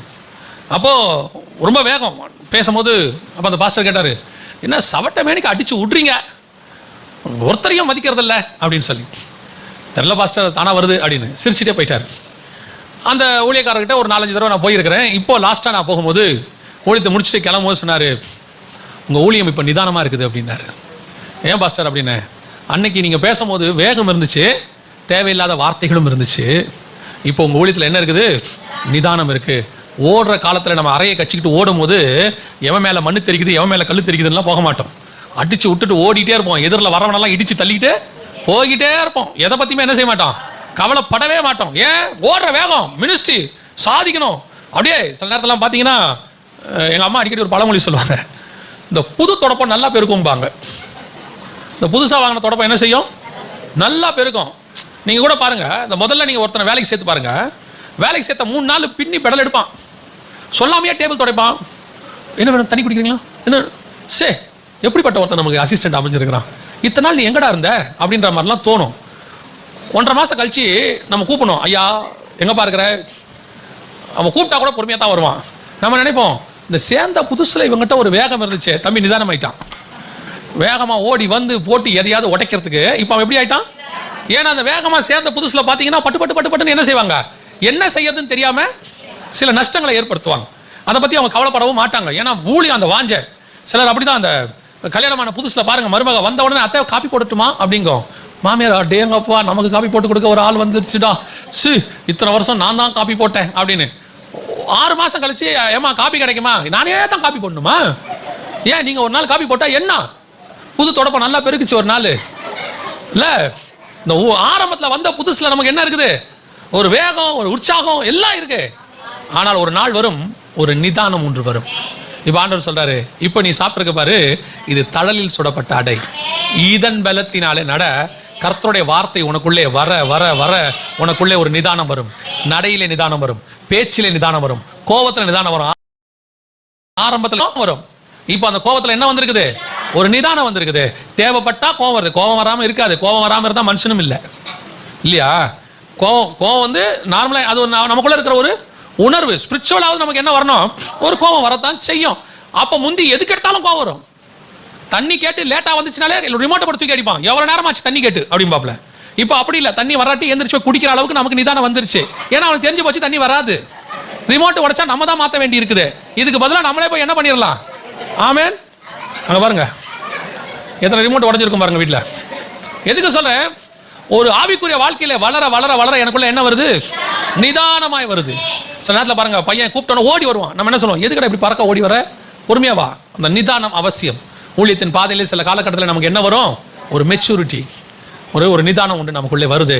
பேசுறதுல இருந்தாலும், வசனம் கொடுக்கறதுல இருந்தாலும், ஒரு கவுன்சிலிங் கொடுக்கறதுலையா இருந்தாலும். சில நேரத்திலாம் ஆரம்பத்தில் இந்த சில ஆட்கள் செய்யறதை கேட்கும்போது செம டென்ஷன் ஆகும். ஒரிசாக்கு 2008 ஊழியத்துக்கு போயிருந்தோம். ஊழியத்துக்கு வந்த புதுசு 4 வருஷம் ஆயிருந்துச்சு. இப்போதான் போயிருந்தோம். போனால் கிட்டத்தட்ட 200 கிலோமீட்டருக்கு என்ன பண்ணியிருந்தாங்க, சர்ச்செல்லாம் இடிச்சு ஊழியக்காரங்களை வெட்டி போட்டிருந்தாங்க. அது நடந்து ஒரு வாரம் 10 நாளைக்கு நாங்கள் அங்கே போயிருக்கிறோம். பார்த்தா அந்த செத்து போன அந்த கர்த்தருக்குள்ள நித்திரை அடைஞ்ச அந்த ஊழியக்காரனுடைய சரீரத்தெல்லாம் பார்க்கும் பொழுது ரொம்ப மனசு கஷ்டமாயிருச்சு. அந்த இடத்தெல்லாம் பார்க்கும்போது ஒரு எண்ணம் ஒன்று, இந்த பயல உள்ள என்ன செய்யலாம், பழைய ஏற்பாட்டா இருந்தால் இறங்கி வெட்டி போட்டுடலாமா இவனுங்களை, அப்படிலாம் கோவம். ஆனால் என் கூட வந்த ஊழியக்காரர் நிதானமாக வந்தார். அவர் சொன்னார், நம்ம இங்கே ஒரு பார்லிமெண்ட்டுக்கு போய் ஜோம் பண்ணுவோமான்னாரு. என்ன பாஸ்டர் இப்படி பண்ணுறாங்கன்னு, வாங்க நம்ம போய் ஜோம் பண்ணுவோம். ஜோம் பண்ணிட்டு சொன்னார், இது கிறிஸ்தவத்தினுடைய பாடு, எல்லா காலத்திலும் இப்படித்தான் சபை கடந்து வந்திருக்கிறது. ஆனால் ஒன்று நம்ம செய்ய முடியும், நம்ம போய் இந்த பாடுகள் மாறும்படி ஜோம் பண்ண முடியும். ஸ்டெயின்ஸோடைய அந்த மிஷினரி ஸ்டெயின்ஸையும் பிள்ளைகளையும் எரிச்சிட்டாங்க. அவங்களை எரிச்ச போது நமக்கு கோபம் வந்துச்சு, ஆனால் அவர் மனைவிக்குள்ளே ஒரு நிதானம் இருந்துச்சு. இந்த அம்மா சொன்னாங்க, இவங்களை நான் மன்னிக்கிறேன். இதுதான் ஸ்பிரிச்சுவல் மெச்சூரிட்டி. ஸ்பிரிச்சுவல் மெச்சூரிட்டி உனக்குள்ளே ஒரு ஆண்டவர் வந்து ஒரு உயர்வை, ஆவிக்குரியதான நிதானத்தை கொண்டு வருவார். அதான் எழுந்திருச்சு நடக்கிறது. ஓடின காலம் ஒன்று இருந்துச்சு, கொஞ்ச நாள் வரும், நான் என்ன செய்வேன், எழுந்திருச்சு நடப்பேன், அப்படியே பொறுமையாக போவேன், எதையும் நிதானிச்சு செய்வேன், வார்த்தையை பார்த்து பேசுவோம். சில நேரத்தில் கோபத்தில் வார்த்தையெல்லாம் வரும், ஆனால் இப்போ வராது. ஏன்னா கர்த்தர் தலையில் சுடப்பட்ட அடையை கொடுத்துருக்கிறாரு. பரலோகத்திலிருந்து வார்த்தைகளை கொடுக்க கொடுக்க கொடுக்க அது உங்களை மாற்றிக்கொண்டே வரும். எப்படி நடக்கணும், எப்படி பேசணும், எங்கே போகணும், எப்படி ரியாக்ட் பண்ணணும். நாங்கள் விசுவாசியாக உட்காந்து செய்தி கேட்ட போது அப்போ இருந்த ஆவிக்குரிய மெச்சூரிட்டி வசனத்தில் உங்களுக்கு சொல்லணும்னா, நான் இள வயதில் எப்படி இருந்தேன், நான் இள வயதில் வாழ வயது உள்ளவனாக இருந்தேன், அப்பொழுது அதை போல நான் பேசினேன். இப்பொழுது முதிர் வயது உள்ளவனாக ஆயினேன். இப்போ நான் வேற மாதிரி இருக்கிறேன். எனக்கு அப்போ எது சரின்னு பட்டதோ இப்போ அது தப்புன்னு பட்டது. அப்போ எனக்கு எது தப்புன்னு பட்டதோ இப்போ எனக்கு அது சரியாப்படுது. அதான் மெச்சூரிட்டி. ஸ்பிரிச்சுவலி ஒரு காலத்தில் அப்படி தான் இருந்துச்சு. ஏன்னா நமக்கு சொல்லிக் கொடுக்கும்போது சொல்லிக் கொடுக்குறவர் எப்படி இருக்கிறாரோ அப்படி தான் நம்ம பாதி வளருவோம். அவங்க சொல்லிக் கொடுத்து வளரும் போது சில காரியங்கள் நமக்கு கொஞ்சம் தவறாக இருக்கும். அதையெல்லாம் சரி பண்ணி ஆவியானவர் ஒரு நாளில் நிதானமாய், சில ஊழியக்காரங்க பேசுறதெல்லாம் பார்த்தீங்கன்னா அவங்க வார்த்தையெல்லாம் அவ்வளோ அழகா, அவ்வளோ நிதானமாக. நீங்கள் தாமஸ் ராஜ் ஐயா பேசுகிற வார்த்தையை கவனிச்சு பாருங்க. அவர் வாயிலிருந்து வார்த்தை அவ்வளவு நிதானமாக வரும். தாமஸ் ராஜ் ஐயா பேசுறதை விட சாம் சுந்தர் ஐயா பேசுறதை கேட்டு பாருங்க, அவர் வாயிலிருந்து வார்த்தை இன்னும் நிதானமாக வரும். அவர் வார்த்தை யூஸ் பண்ற ஸ்டைலே வித்தியாசமா இருக்கும். இந்த வார்த்தை தான் இருக்கும், அந்த வார்த்தை காயப்படுத்தாம இருக்கும். டிஜே சங்கல் பேசுறதை பாருங்க, யாருடைய இருதயத்தையும் காயப்படுத்தாமல் இருக்கும். சத்தியம் போகும். சில நேரத்தில் நம்ம பேசும்போது கொஞ்சம் காயப்படுத்தும், ஏன்னா வயசு அப்படி, அந்த ஆவிக்குரிய ஸ்டாண்டர்ட். ஒரு நாள் வரும், நம்முடைய நிதானம் என்ன செய்யும், வளர்ச்சி அடையும். இதே காரியத்தை தான் சொல்லுவோம், சத்தியம் மாற போறதே இல்லை. ஆனா அந்த சத்தியம் எப்படி இருக்கும், நிதானமா இருக்கும். அதனால தான் வசனம் சொல்லுது, சாந்த குணத்தோடு கடிந்து கொள்ளுங்க. நம்ம கடிந்து கொள்ற ஒரு காலம் இருந்துச்சு, கடிஞ்சு கொண்டோம். எப்படி கண்டோம், சில நேரத்தில் இந்த பிள்ளைகளை அப்பா அடிப்பார் பாருங்க. சில அப்பா கண்ணு முன்னு தெரியாம அடிச்சு விடுவாப்ல. கண்ணு முன்னு தெரியாம அடிச்சு பையனுக்கு கை காலெல்லாம் வீங்கிடும். ஒரு காலகட்டத்தில் அப்பாவுக்கு என்ன வந்துடும், நிதானம் வந்துடும். அடிக்கவே மாட்டாப்புல, ஆனா மிரட்டுறதுலயே அவனை சரி பண்ணிடுவாப்புல. அந்த நிதானம் வரும், அது ஆவிக்குரிய வாழ்க்கையிலும் வரும். அடுத்தபடியாக கடைசியாக நான் சொல்லி முடிக்கிறேன், வாசிங்க 1 ராஜாக்களின் புத்தகம் 19ஆம் அதிகாரம் 13வது வசனத்தை வாசி. அதை எலியா கேட்டபோது தன் சால்வையினால் தன் முகத்தை மூடிக்கொண்டு வெளியே வந்து கெபியின் வாசலில் நின்றான். அப்பொழுது இதோ எலியாவே, இங்கே உனக்கு என்ன காரியம் என்கிற சத்தம் அவனுக்கு உண்டாயிற்று. இப்ப நடந்துட்டு இருந்த எலியா எங்க என்ன பண்றாரு, அந்த வசனம் என்ன சொல்லுது? அதை எலியா கேட்டபோது தன் சால்வினால் முகத்தை மூடிக்கொண்டு வெளியே வந்து கெபியில் கர்த்தருக்கு முன்பாக வாசலில் நடந்துகிட்டு இருந்தவன் இப்ப என்னவாயிட்டான்? நின்றுச்சுட்டான். ஏன் நின்றுச்சு? ஓடிக்கிட்டு இருந்தவன் படுத்துட்டான். கர்த்தர் தலையில் சுடப்பட்ட அடையெல்லாம் கொடுத்து ரெடி பண்ணி, சரி நிதானமா நட, போக வேண்டிய டெஸ்டினேஷனுக்கு என்ன செஞ்சிரு, போப்பா அப்படின்னு சொன்னார். போயிட்டே இருக்கிறவன் ஒரு நாள் நின்றுட்டான். ஏன் நின்னான், ஏன் நின்று விட்டான் அப்படின்னு கேட்டிங்கன்னா, இதை கொஞ்சம் நீங்கள் எலியா நின்னதுக்கு நான் காரணம் சொல்கிறேன், அதுக்கப்புறமா அதோட ஸ்பிரிச்சுவல் தாட்டை சொல்கிறேன். இப்போ எலியாவை ஏஞ்சி நடக்க சொன்னார்ல, அவன் தலையில் சுடப்பட்ட அடையை தான் சாப்பிட்டான், நிதானமாக தான் நடந்தான், இரவும் பகலும் 40 நாள் தான் நடந்தான். நடந்து எங்கே போனான்? நடந்து எங்கே போனான்? வசனம் சொல்லுது, அந்த 9வது வசனம், சாரி 8வது வசனம், அப்போது அவன் எழுந்திருந்து தேவனுடைய பர்வதம் மட்டும் நடந்து போனான். அங்கே அவன் ஒரு கெபியை கண்டு அங்கே கெபிக்குள் போய் தங்கினான். அப்படின்னா என்ன அர்த்தம்? அவன் போனதெல்லாம் சரிதான், ஆனா போன இடம் தான் தப்பு. ஏன்னா கர்த்தர் அவனை ஓரேபுக்கு போக சொல்லல. நீ எழுந்து நட, நீ போக வேண்டிய தூரம் வெகு தூரம் அப்படின்னு சொன்னாரு. அவன் நடக்க தொடங்கிட்டான், போயிட்டே இருக்கான். ஆனா கர்த்தர் சொல்லாத இடத்துக்கு போயிட்டே இருக்கான். இப்போ அவன் எங்க போயிட்டு இருக்கிறான் அப்படின்னு கேட்டீங்கன்னா, ஓரே பர்வதம் எங்க இருக்குன்னு கேட்டீங்கன்னா, எகிப்தில் இருக்குது. ஓரேப் எங்க இருக்குது? எகிப்தில் இருக்குது. நீங்க அப்புறமா போய் படிச்சு பாருங்க. தேவனுடைய பர்வதம்னு இருக்கும். அங்கதான் மோசே தேவ பர்வதத்தில் ஏறி முட்செடி எரிகிறதெல்லாம் கண்டார்ல. அந்த தேவ பர்வதம் எங்க இருக்குன்னா எகிப்தில். இந்த எகிப்துக்கு அந்த இதுக்குள்ள தான் இருக்கு. அப்ப இவர் அங்க போய் ஓரே பர்வதத்துக்கு போயிட்டார். இப்ப கர்த்தர் கேட்கிறாரு, உனக்கு இங்க என்ன வேலை? எலியாவே, உனக்கு இங்க என்ன வேலை? ஏன் ஆண்டவரே? ஏன்னா நீ போக வேண்டிய இடம் அதுனா எது அப்படின்னு கேட்டீங்கன்னா, அப்பொழுது 15வது வசனம் வாசிங்க. அப்பொழுது கர்த்தர் அவனை பார்த்து, நீ தமஸ்குவின் வழியாய் வனாந்திரத்துக்கு திரும்பி போய் ஆசகேலை சீரியாவின் மேல் ராஜாவாக அபிஷேகம் பண்ணி. அப்ப எங்க போன இவன்? தமஸ்குவின் வழியாய் வனாந்திரத்திற்கு அவன் போக வேண்டியது மேல சீரியாவுக்கு போனோம். போனது கீழே எகிப்துக்கு போயிட்டான். நடந்தது உண்மைதான், நிதானமா தான் ஊழியம் பண்ணாரு. ஆனா பண்ண ஊழியம் ராங் டைரக்ஷன், சரியான பாதை இல்லை, ராங் டைரக்ஷன். பொறுமையா தான் மினிஸ்ட்ரி பண்றோம், ஆனா கர்த்தர் சித்தப்படி பண்றோமாங்கிறதா முக்கியம். சில நேரத்தில் ஊழியம் பண்ணுவோம், பொறுமையா பண்ணுவோம், ஆவிக்குரிய குணமெல்லாம் வந்துடும், ஆனா கர்த்தர் சித்தப்படி வந்துச்சாங்கிறது தான் கேள்வி. இப்போ இவன் என்ன பண்ணிட்டான்? அப்படியே நான் இப்போ ஆண்டவரே நான் முந்தி மாதிரி ஓடலப்பா, ஏசபேலுக்கு பயப்படலப்பா, தலைதெறிக்கெல்லாம் ஓடலை, இப்போ எனக்கு எந்த பயமும் இல்லை, நான் எங்க போயிடுறேன்?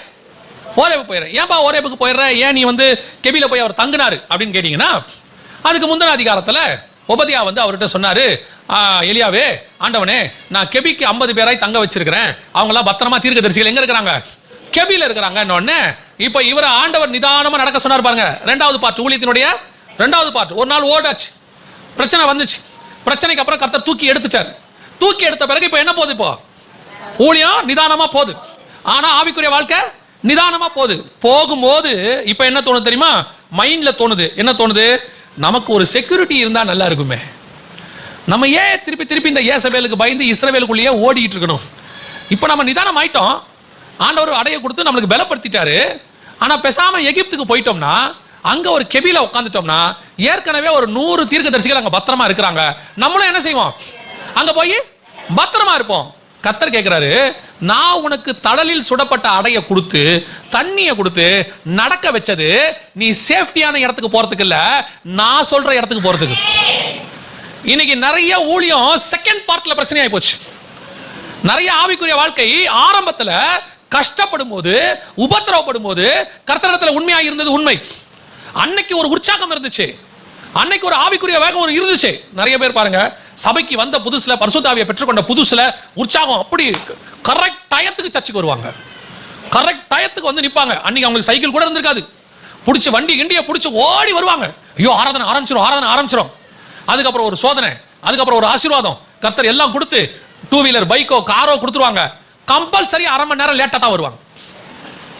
கேட்டு பாருங்க என்னாச்சு? ரொம்ப பிஸி, ரொம்ப டிராபிக், கிளம்பும் போதே லேட்டா கிளம்புறாங்க. அப்ப எப்படி சீக்கிரம் கிளம்ப முடிஞ்சிச்சு? வண்டி இல்லாத போது எப்படி உற்சாகமா இருக்க முடிஞ்சிச்சு? அன்னைக்கு எப்படி கர்த்தரை அதிகமா நேசிக்க முடிஞ்சிச்சு? அன்னைக்கு சர்ச்சில் இருக்கிற ஒரு மீட்டிங்கையும் மிஸ் பண்ண மாட்டாங்க, அன்னைக்கு சபையில் நடக்கிற எந்த ஒரு காரியத்துக்கும் முதல்ல வந்து நிற்பாங்க. இப்போ ஆவிக்குரிய வாழ்க்கையில வளர்ந்தாச்சு, 10 வருஷம் ஆயிடுச்சு, 15 வருஷம் ஆயிடுச்சு. இப்போ எப்படி ஆயிடுவாங்க தெரியுமா?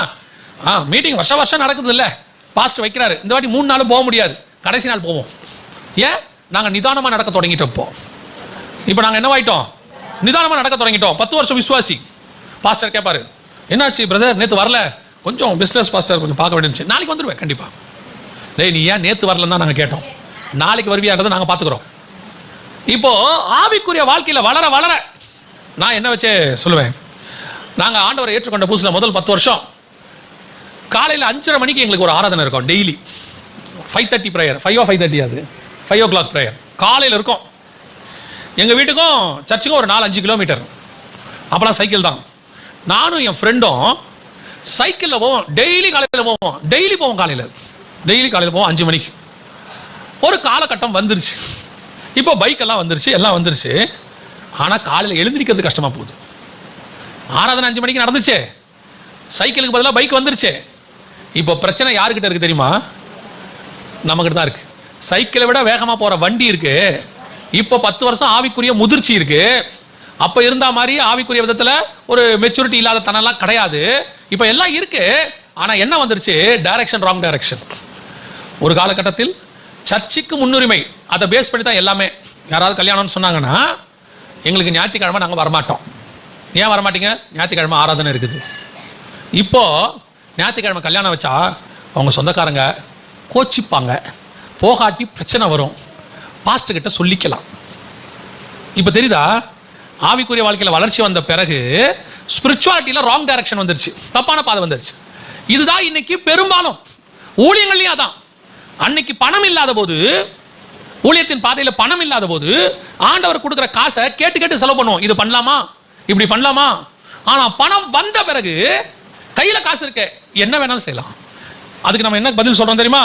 அன்னைக்கு காசு இல்லாத காலம் ஒன்று இருந்தது, இன்னைக்கு ஆண்டவர் காசு கொடுத்திருக்கிறாரு, இஷ்டப்படி செலவு செய்ய. ஒரு நாளும் கர்த்தர் நம்ம இஷ்டப்படி செலவு செய்ய காசு கொடுக்கறதே இல்ல. அப்படி இஷ்டப்படி செய்யறேன்னு சொன்னா கடைசியா ஒரு வார்த்தை சொல்லி முடிப்பாரு, உன் இஷ்டப்படி செய்ய, முடிவிலே நியாய தீர்ப்பில கொண்டு வந்து நிறுத்துவேன். தாவீதுக்கு என்ன ஒரு பெரிய பிளஸ் பாயிண்ட், அவன் ஆடு மேய்க்கும் போது எப்படி தாவீது தேவனோடு கூட இருந்தானோ, ராஜாவான போதும் அப்படியே தேவனோடு கூட இருந்தான். ஆண்டவரே இந்த யுத்தத்துக்கு போலாமா, ஆண்டவரே இந்த யுத்தத்துக்கு நாங்க எந்த வழியா போனோம், இந்த யுத்தத்துக்கு போனா என்ன நடக்கும், கேட்டு கேட்டு செய்வான், கேட்டு கேட்டு செய்வான். இதுதான் ரொம்ப முக்கியம். இப்படி போகல, ராங் டைரக்ஷன்ல போயிட்டீங்கன்னா நீங்க நடந்துகிட்டே இருக்க வேண்டியவங்க நடக்கிறதுக்கு பதிலாக ஒரு இடத்துல நின்றுடுவீங்க. நிறைய பேருடைய ஊழியம் இந்த இடத்துல நின்றுச்சு. அதுக்கப்புறம் வளர்ச்சி இருக்காது, அதுக்கப்புறம் எக்ஸ்பான்ஷன் இருக்காது, அப்படியே இருக்கும். நான் சொல்றது ஆவிக்குரிய வளர்ச்சி. நிறைய பேர் என்ன நினைக்கிறாங்கன்னா, ஓ சர்ச் அதுக்கப்புறம் 100 ஆச்சு, 200 ஆச்சு, 400 ஆச்சு, 800 ஆச்சு, 8000 ஆயிடுச்சு. இந்த எண்ணிக்கையை விட்டுருங்க. ஒரு ஆவிக்குரிய வளர்ச்சி, ஒரு வெளிப்பாடு, கர்த்தரோடு கூட நடக்கிறதான நடை, கர்த்தர் கூட பேசின காரியம், கொடுத்த வெளிப்பாடுகள் இப்ப எப்படி இருக்குது? 10 வருஷத்துக்கு முன்னாடி கர்த்தர் புது புது காரியங்களா உன்னோட கூட என்ன பண்ணிட்டு இருந்தாரு? பேசிக்கிட்டே இருந்தாரு. இப்போ பழைய டைரியை தட்டி தட்டி மெசேஜ் கொடுத்துக்கிட்டே இருக்கிறோம். ஏன்? இந்த 10 வருஷம் கர்த்தர் என்ன செய்யல, பேசல. ஆனா சர்ச்சில் என்ன வருது? கூட்டம் வருது, கூட்டம் வந்துகிட்டே இருக்குது. ஆனா இங்க இருந்து புது ஊத்து வரல. இவங்களுக்கு தெரியல நம்ம ஊழியம் ஒரு இடத்துல என்ன பண்ணிருச்சு, நின்றுச்சு அப்படின்னு. இந்த கர்த்தருக்கும் நமக்கும் நடுவில் இருக்கிற ஊழியம் இருக்கு பாருங்க, இது நடந்துகிட்டே இருக்கணும். நமக்கும் உலகத்துக்கு இந்த சபைக்கு செய்யறது, எவாஞ்சலிஸ்டா இருக்கிறது அது வேற. நமக்கும் தேவனுக்கும் நடுவில் ஒன்று இருக்கு. இப்ப ஏனோக்கு இருக்கிறார்ல, அவரை பத்தி வசனம் சொல்றது ஆதியாகமம் 5:22, ஏனோக்கு தேவனோடு கூட சஞ்சரித்து கொண்டிருந்தானுக்கு இங்கிலீஷ்ல என்ன இருக்கு தெரியுமா? ஏனோக் வாக்ட் வித் தி காட்னு இருக்கு. ஏனோக்கு தேவனோடு கூட நடந்தான் அப்படின்னு இருக்கு. அப்ப நீங்க 2 பேர் நடந்துகிட்டே இருக்கிறீங்க, நீங்க நின்னுட்டீங்க. இப்ப என்ன ஆகும்? நீங்க நின்னுட்டீங்க, என்ன ஆகும்? கர்த்தரும் நிக்க மாட்டாரு, அவர் என்ன பண்ணுவாரு? போய்கிட்டே இருப்பாரு. இப்போ நீங்க நடக்கா விட்டாலும் நீங்க என்ன சொல்றீங்க? நான் பின்மாற்றம் அடையல, நான் பின்வாங்கி போகல, நான் அதே இடத்துல தான் நிக்கிறேன். ஆனா கர்த்தரோட பார்க்கும் போது நீ பின்னாடி போயிட்டேன்னு அர்த்தம். அப்படின்னா என்னங்க பண்ணணும்? நீங்க கடைசி வரைக்கும் கூட நடந்துகிட்டே இருக்கணும். நிக்கிற இடம் வரவே ஆவிக்குரிய ஊத்து வந்துகிட்டே இருக்கணும். இப்ப யோசிச்சு பாருங்க, நம்ம ஊர்ல ஒரு கிணறு இருந்திருக்கும், 4 தலைமுறையா இருந்த கிணறுங்க இப்போ வத்தி போச்சு. 5 தலைமுறையா ஓடிக்கிட்டு இருந்த ஆறுங்க இப்ப வத்தி போச்சு. 100-200 வருஷமா ஓடிக்கிட்டு இருந்த நதி இப்ப வத்தி போச்சு. ஏன்? இப்போ தண்ணி அங்க ஓடல, வெறும் மண்ணா போச்சு, ஓடுறது நின்றுச்சு.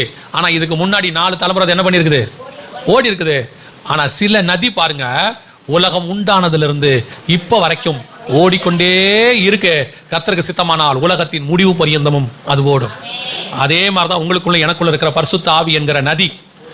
நிறைய ஆவிக்குரியவங்க ஊழியக்காரங்க ஒரு இடத்துல ஏமாந்துருவாங்க. எங்க ஏமாறுறாங்கன்னு சொல்றேன். இப்போ நீங்க பரிசுத்த அபிஷேகத்தை பெற்றுட்டீங்களா, போய் முழங்கால் போட்டு கையை தட்டணும்னு அந்நிய பாஷை வருதா, அதுதான் நீங்க ஏமாறுற இடம். அந்நிய பாஷை ஏமாத்துறதா? அந்நிய பாஷை அன்னைக்கு பரிசுத்த ஆவியானவர் கொடுத்து நீங்க பேசுறீங்களா, ஏற்கனவே உள்ள பிராக்டிஸ்ல பேசுறீங்கன்றதா முக்கியம். உங்களுக்குள்ள இருக்கிற அபிஷேகம் புதுசாகிட்டே வரணும். ஒவ்வொரு நாளும் காலைதோறும் அவருடைய கிருபை, ஒவ்வொரு நாளும் புது கிருபை, ஒவ்வொரு நாளும் புது மன்னா, ஒவ்வொரு நாளும் புது ஆவிக்குரிய அனுபவம். நீங்க சாகர வரைக்கும் உங்களுக்கும் கர்த்தருக்கும் அது இருந்துட்டே இருக்கணும். சாரணவரஜமா அழகா ஒரு பாட்டுல சொல்லுவாங்க, நீங்க கேட்டிருப்பீங்க. புது எண்ணெயால் புது பலத்தால் புதிய கிருபை புது கவியால், புது எண்ணெயால் புது பலத்தால் புதிய கிருபை புது கவியால் நிரப்பினிதம் நடத்துகின்றீர், நூதன சாலேமில் சேர்த்திடுவீர். நிரப்பினிதம் நடத்துகின்றீர், நூதன சாலேமில் சேர்த்திடுவீர். பாதம் பணிந்தேன் என்னாலும் துதியே, உம்மை அன்றி யாரை பாடுவேன்.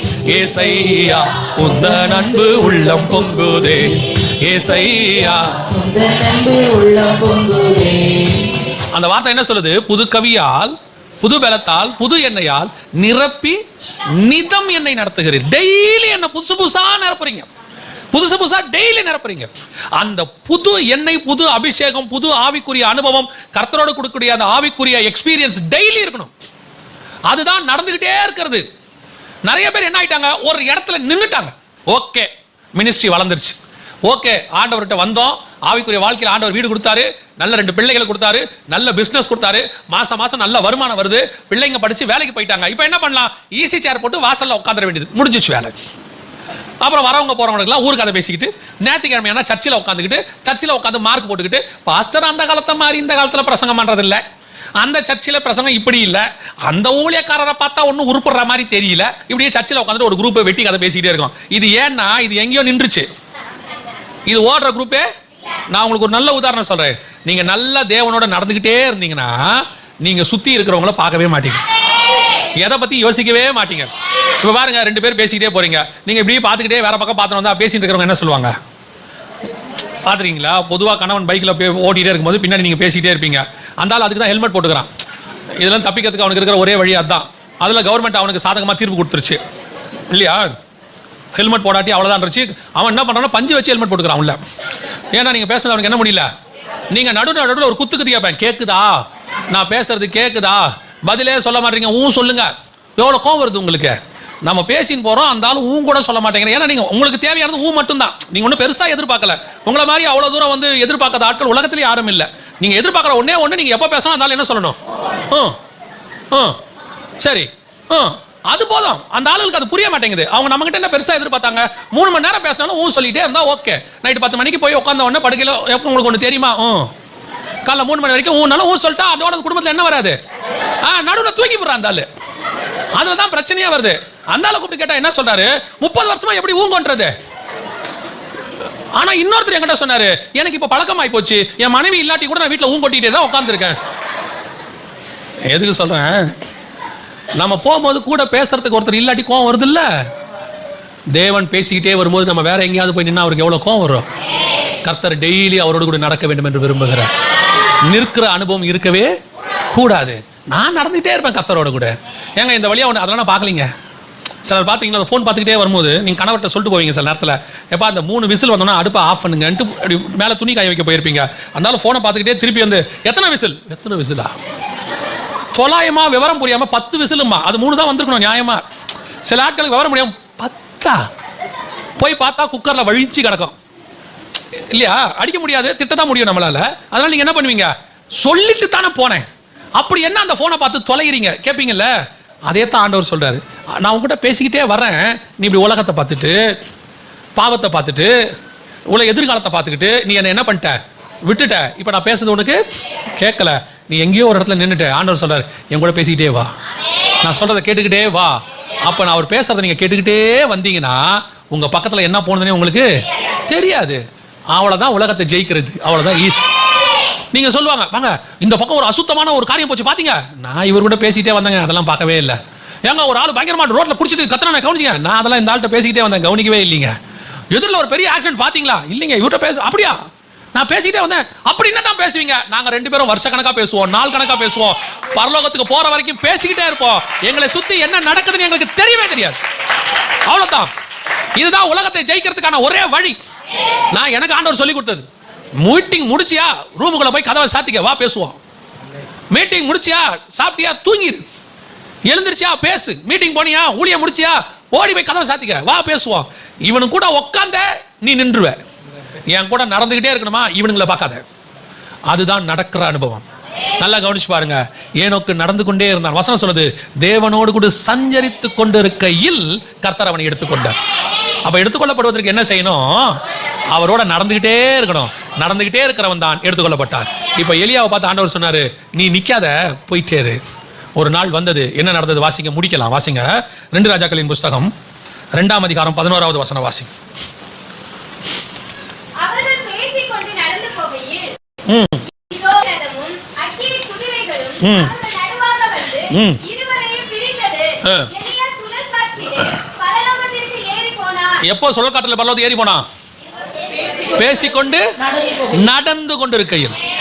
நிக்கும் போது அவன் போல, படுத்திருக்கும் போது அவன் போல, ஓடிக்கிட்டு இருக்கும் போது அவன் போல, ஆனா கர்த்தரோடு கூட நடந்து கொண்டிருக்கையில் அவன் எடுத்துக்கொள்ளப்பட்டான்.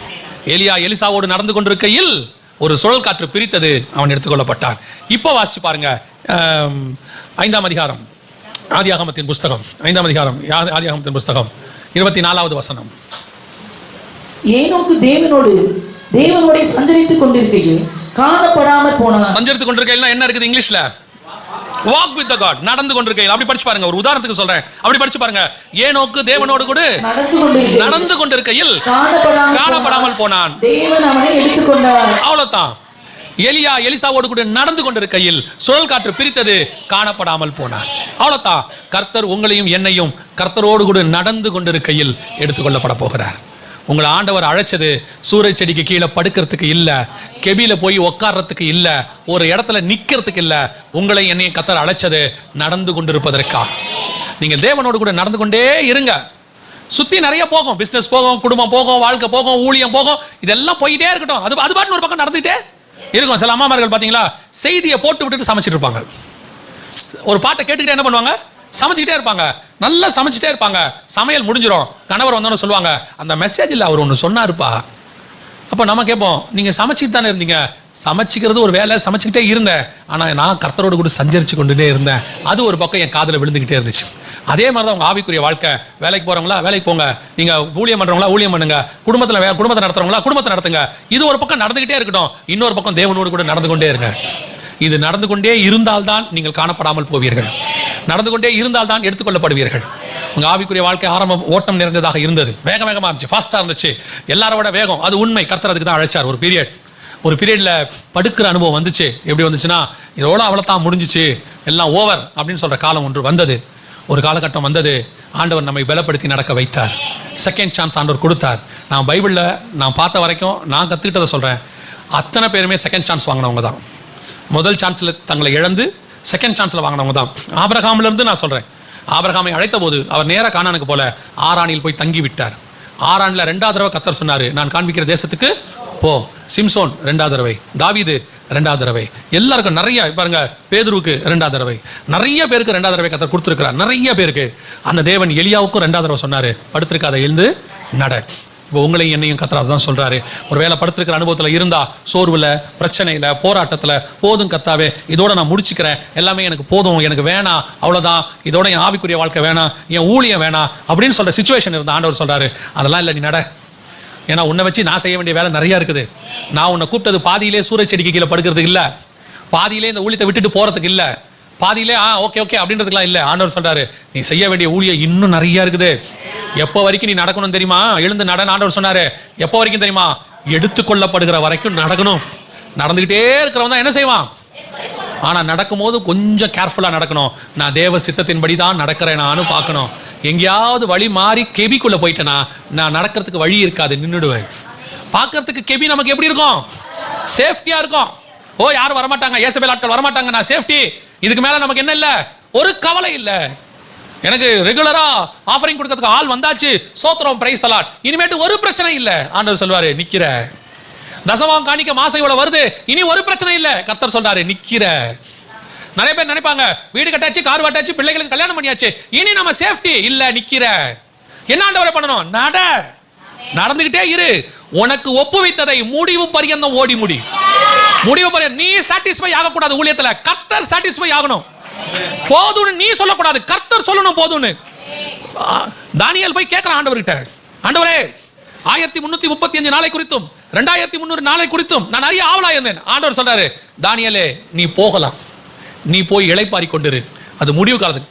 இதே தானியேல் 7ஆம் அதிகாரத்துல கேட்கிறார், ஆண்டவரே அந்த 10 கொம்புகளை குறித்தும் சின்ன கொம்பை குறித்தும் அந்த பருமனான கொம்பை குறித்தும் நான் நிறைய ஆவலா இருந்தேன். அங்க விளக்கத்தை சொன்னார் ஆண்டவர். ஆனா 12ஆம் அதிகாரத்துல கேட்கும்போது சொல்றாரு, போதும் தானியேல், போய் ரெஸ்ட் எடு.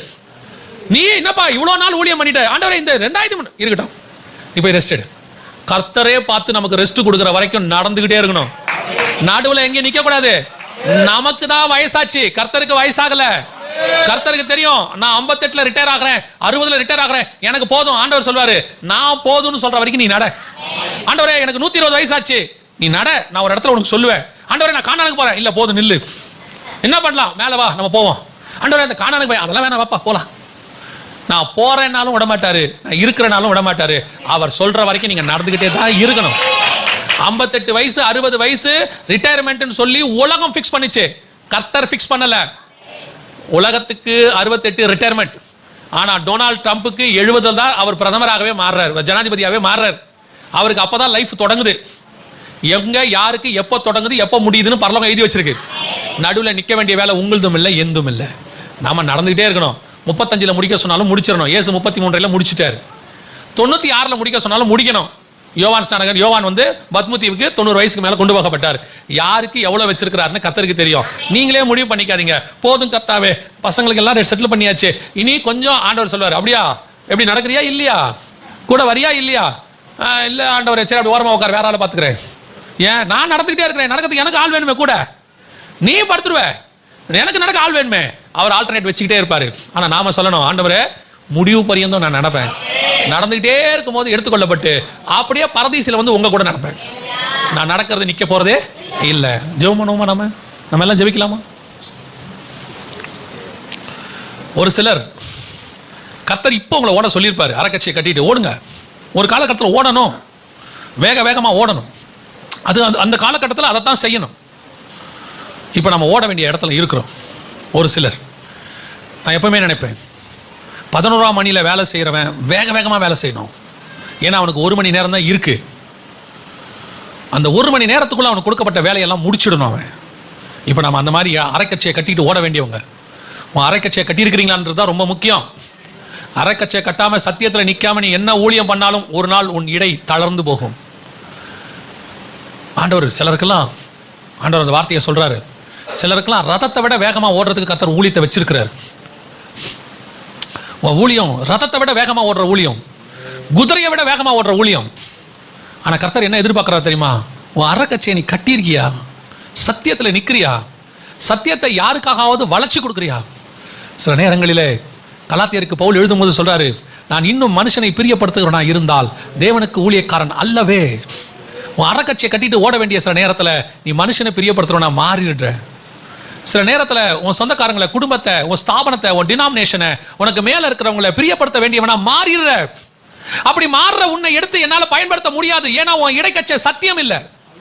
உன் இடைக்கச்சை ராஜாவுடைய இடைக்கச்சை, அது ஒரு நாள் தளர்ந்து போகும். உன் இடைக்கச்சை சத்தியமாக இருக்கணும். எதை கர்த்தர் சொன்னாலும் செய்யணும்.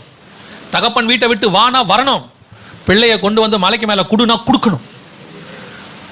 தகப்பனை கொடுப்பேன், ஆனா பிள்ளைய கொடுக்க மாட்டேன்னு சொன்னா உன் இடைக்கச்சை சத்தியம் அங்க அவிழ்ந்து போச்சு. அவன் அந்த பிள்ளைய கொடுத்தவனே அடுத்த அதிகாரத்துல கர்த்தர் அவனை பார்த்து சொல்றாரு, தன் பிள்ளைகளுக்கு ஆபிரகாம் தன் நியமங்களையும் கற்பனைகளையும் சொல்லி கொடுப்பான் என்று கர்த்தர் அவன் மேல் நம்பிக்கை வைத்திருந்தார். அந்த நம்பிக்கை உன் மேல வரணும்னா உங்க இடைக்கச்சை ஸ்ட்ராங்கா இருக்கணும். 2வது, நீ போகிற பாதையில சில பிரச்சனைகள் வரும். உன் காதுகள் கேட்கும், ஏன் சில நேரத்தில் உன் கண்கள் கூட பார்க்கும், சில நேரத்தில் உனக்கு பாதிப்பு கூட வரும். ஆனால் ஒன்று மட்டும் தெரிஞ்சுக்கோங்க, வழியில பாதியில வனாந்தரத்தில் படுக்கிறதுக்கு கர்த்தர் உங்களை அழைக்கவில்லை. கர்த்தர் உங்களை கொண்டு போய் மேகத்துக்கு நடுவில் சேர்ப்பதற்காக அழைத்தார். சுழல் காற்றில் ஏறி போவதற்காக அழைச்சிருக்கிறார். அந்த சிச்சுவேஷன் உண்மையிலே வரும். கேட்டபோது அப்படி ஒரு பயம் வரதான் செய்யும், எல்லாருக்கும் வரதான் செய்யும். எலியாவுக்கே வந்துருச்சு, நம்மை போல ஒரு பாடுள்ள மனுஷன். இப்போ நம்ம என்ன செய்ய போகிறோம்? படுத்திருக்க போகிறோமா? இல்லைனா கர்த்தர் உனக்கு தலையில் சுடப்பட்ட அடை இப்போ தராரு. பரிசுத்த ஆவியானவர் உனக்கு ஒரு வார்த்தை கொடுக்குறாரு, எழுந்து நட. உனக்கு நான் வச்சிருக்கிற தூரம் அதிகம், வச்சிருக்கிற மினிஸ்ட்ரி அதிகம், வச்சிருக்கிற காரியங்கள் வெகு அதிகம். ஆண்டவர் சொல்லுகிற வார்த்தை, எந்த ஜனத்திடம் செய்யப்படாத பெரிய காரியங்களை நான் உன்னின் மூலமாய் செய்வேன். அந்த காரியம் பயங்கரமாய் இருக்கும். 34:10 யாத்திராகமத்தின் புஸ்தகம். நீ படுக்காத, எழுந்துச்சு நடக்க மட்டும் செய்ய. நீ நடந்து போ. எந்த ஊழியக்காரனை வச்சு செய்யாத பெரிய பெரிய காரியங்களை கர்த்தர் உன்னை வச்சு செய்வார். உன்னை கர்த்தர் பயன்படுத்துவார். நீ எலியாவின் ஆவியை உடையவன். ஆண்டவர் அப்படித்தான் உனக்கு சொல்றார். நீ போ, நீ எழுந்து நட. நடந்துட்டே இரு, பேசிக்கிட்டே இருப்பான், நீ நடந்துட்டே இரு. உனக்கு முன்ன படுக்க வைக்கிறதுக்கு கொஞ்சம் பேர் ட்ரை பண்ணிட்டே இருப்பான். கொஞ்சம் பேர் உன் ஆவிக்குரிய வாழ்க்கையை தொய்ந்து போகிறதுக்கு பேசிக்கிட்டே இருப்பாங்க. உன் இருதயத்தை குத்துவாங்க, நீ சோர்ந்து போகும்படி பேசுவாங்க. ஏன் உன் ஊழியத்தை கூட கேவலமா பேசுவாங்க. ஒன்று மட்டும் தெரிஞ்சுக்கோ, நான் நடக்க தொடங்கிட்டேன், இனி படுக்கவே மாட்டேன். நான் எப்போ வரைக்கும் நடப்பேன் தெரியுமா? இயேசு வர்ற வரைக்கும் நடப்பேன். இயேசு வர்ற வரைக்கும் நான் நடக்க போகிறேன். நடக்கும்போது ஒன்னே ஒன்று மட்டும் கேர்ஃபுல்லாக இருக்கணும். நான் கர்த்தர் சொல்கிற ரூட்டில் நடந்துட்டு இருக்கிறேன்னா. நிறைய பேர் வழி விலகி போயிட்டாங்க, நிறைய பேர் ரதத்தில் ஏறி போயிட்டாங்க, நிறைய பேர் விசாலமான பாதைக்கு போயிட்டாங்க. ஆனால் நீங்கள் நானும் போகிற பாதை கொஞ்சம் இடுக்கனால தான் இருக்கும். ஆனால் முடிவு பரியந்தம் நடக்க போகிறோம். கொஞ்சம் பேர் அப்படி போனவங்க எல்லாம் ஒரு இடத்துல நின்றுட்டாங்க. அவங்க எதை வச்சு திருப்தி ஆயிட்டாங்க தெரியுமா? அவங்களுக்கு இந்த பூமியில் இருக்கிற இன்ஃப்ராஸ்ட்ரக்சரை வச்சு திருப்தி ஆயிட்டாங்க. பெரிய ஊழியம், பெரிய கட்டடம், பெரிய கூட்டம், நல்ல வசதியான பணம், தேவையானது எல்லாம் கிடைச்சிருச்சு. ஓகே, நாம இன்னும் நடந்துகிட்டு இருக்கிறோம் நினைக்கிறாங்க. ஆண்டவர் சொல்றாரு, அவங்கெல்லாம் நின்று ரொம்ப நாள் ஆச்சு, அவங்கெல்லாம் நின்னாச்சு. ஆனா அவங்க எது வரைக்கும் வந்து நடந்தாங்களோ அது வரைக்கும் உள்ளது அவங்க கிட்ட இருக்கு. அதனால அவங்க நினைச்சுக்கிட்டு இருக்கிறாங்க, நாம இன்னும் நடந்துட்டு இருக்கிறோம்னு நினைக்கிறாங்க. சில நேரத்தில் ஸ்டேஷனில் ட்ரெயின் நிற்கும், ஆனால் தூங்கிட்டு இருக்கிறவன் நினைப்பான் ட்ரெயின் இன்னும் போய்கிட்டே தான் இருக்கு. ஆனால் முழிச்சிட்டு இருக்கவனுக்கு மட்டும்தான் தெரியும், இல்லை ட்ரெயின் நின்றுச்சு. சில நேரத்தில் சிலர் தூங்கிட்டு ஸ்டேஷனை விட்டவங்களா இருக்கிறாங்க. அப்போ ஒருத்தர் வந்து எழுப்புவாங்க, சார் ஸ்டேஷன் வந்துருச்சு. அதே மாதிரி தான் கர்த்தர் உன்னை எழுப்புறாரு. இப்போ நட, நீ நின்றுட்ட, நீ நட, நீ நிற்கிறதுக்கு அழைக்கப்படலை. திருப்தி ஆயிடக்கூடாது, உன் மினிஸ்ட்ரியில் நீ திருப்தியே ஆகக்கூடாது. தானியேலை போல இன்னும் தேவை இருந்துகிட்டே இருக்கணும், உன் ஆத்மா தாகத்தோட இருந்துகிட்டே இருக்கணும். ஆண்டவரே, இன்னும் என்னை எடுத்து பயன்படுத்துங்க, இன்னும் பயன்படுத்துங்க, இன்னும் எனக்குள்ள ஊத்து கிளம்பட்டும், இன்னும் என்னை கொண்டு பேசுங்க.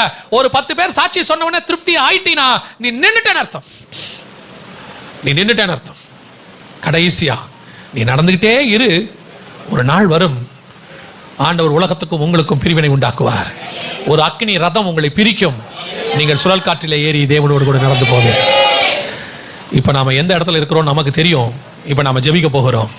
நீங்க எந்த இடத்துல இருக்கிறீங்கன்னு ஆவியானவர் உங்களுக்கு உணர்த்தி இருப்பார். தீர்க்க தரிசனமாய் உங்களோடு கூட கர்த்தர் பேசி இருப்பார். அப்படி பேசி இருந்தாருன்னா இப்போ கரங்களை உயர்த்தி ஆண்டவர்கிட்ட ஒப்பு கொடுத்து ஜெபம் பண்ணுங்க. நீங்க இருக்கிற ஸ்தானத்தை ஆண்டவர்கிட்ட ஒப்பு கொடுத்து ஜெபம் பண்ணுங்க. ஆண்டவரே, நான் ஓடிக்கிட்டு இருக்கிறேன். ஆண்டவரே, நான் படுத்திருக்கிறேன். ஆண்டவரே, நான் நடந்துட்டு இருக்கிறேன். ஆண்டவரே, நான் நின்றுகிட்டு இருக்கிறேன். ஆண்டவரே, நான் இப்போ நடந்துகிட்டு இருக்கிறேன். அது எதுவோ அதை ஆண்டவர்கிட்ட ஒப்பு கொடுத்து உங்க இருதயத்தில் ஆழத்துல இருந்து மனசாட்சியில் சூடுண்டவங்களா இல்லாம உண்மையா ஆழத்துல இருந்து ஆண்டவர்கிட்ட ஒப்பு கொடுங்க. ஆண்டவர் உணர்த்துறார் உங்களுக்கு. அந்த காரியத்தை சொல்லுங்க. ஆண்டவர் மீண்டும் உங்களை எழ பண்ணுவதற்கு வல்லமை உள்ளவராய் இருக்கிறார். பரலோகத்திலிருந்து வார்த்தையை கொடுத்து எழுப்புவார். உலர்ந்த எலும்புகளை மீண்டும் கர்த்தர் உயிர்ப்பிப்பார். கர்த்தர் உலர்ந்த எலும்பு விடுகிற தேவன் அல்ல. உன் மேல உள்ள அபிஷேகமோ உன் மேல உள்ள அழைப்பும் மாறாதது. அது முடிவு பரியந்தம் ஓடி முடிக்கிற வரைக்கும் கர்த்தர் முயற்சி பண்ணிக்கிட்டே இருப்பார். இன்னைக்கு உன்னை புதுப்பிச்சுக்கோ. இன்னைக்கு ஆண்டவர்கிட்ட சொல்லுங்க, நான் நடக்கிறேன் ஆண்டவரே, எவ்வளவு நடக்கணுமோ நான் நடக்கிறேன் ஆண்டவரே. I don't want to stop. நான் திருப்தி அடைய மாட்டேன், நான் திருப்தி அடையவே மாட்டேன். அப்படி சொல்லுங்க ஆண்டவர்கிட்ட. போதும் என்ற மனதனுடைய தெய்வ பக்திங்கிறது வேற. இது ஊழியத்தில் கர்த்தர் வச்சதுல திருப்தி ஆகக்கூடாது. நம்ம ஜெபம் பண்ணுவோமா? சர்வ வல்லமை உள்ள எங்கள் தகப்பனே, கரங்களை உயர்த்தி ஜெபித்துக் கொண்டிருக்கிற ஒவ்வொருத்தருக்காய் ஸ்தோத்திரம். என்ன நோக்கத்துக்கு அழைத்தீரோ, என்ன நோக்கத்திற்கு அபிஷேகித்தீரோ, என்ன நோக்கத்திற்கு அழைப்பை கொடுத்தீரோ, அந்த நோக்கத்தை முடிவு பரியந்தம் நாங்கள் செய்து முடிக்க எங்களுக்கு கிருபை பாராட்டுங்கப்பா. முடிவு பரியந்தம் செய்ய எங்களுக்கு கிருபை பாராட்டுங்க. அதை நாங்கள் நடுவில் இழந்து போகாதபடிக்கு, நாங்கள் படுத்து விடாதபடி, நாங்கள் நின்று விடாதபடி முடிவு பரியந்தம் நடக்க எங்களுக்கு கிருபை பாராட்டும். நாங்கள் நடந்துகிட்டு இருக்கும் போதே எங்களை எடுத்துக்கிட்டு போயிடுங்கப்பா. கிருபையுள்ள கரத்தில் எங்களை தாழ்த்துகிறோம். எங்கள் ஆண்டவர் இயேசுவின் நாமத்தில் பிதா.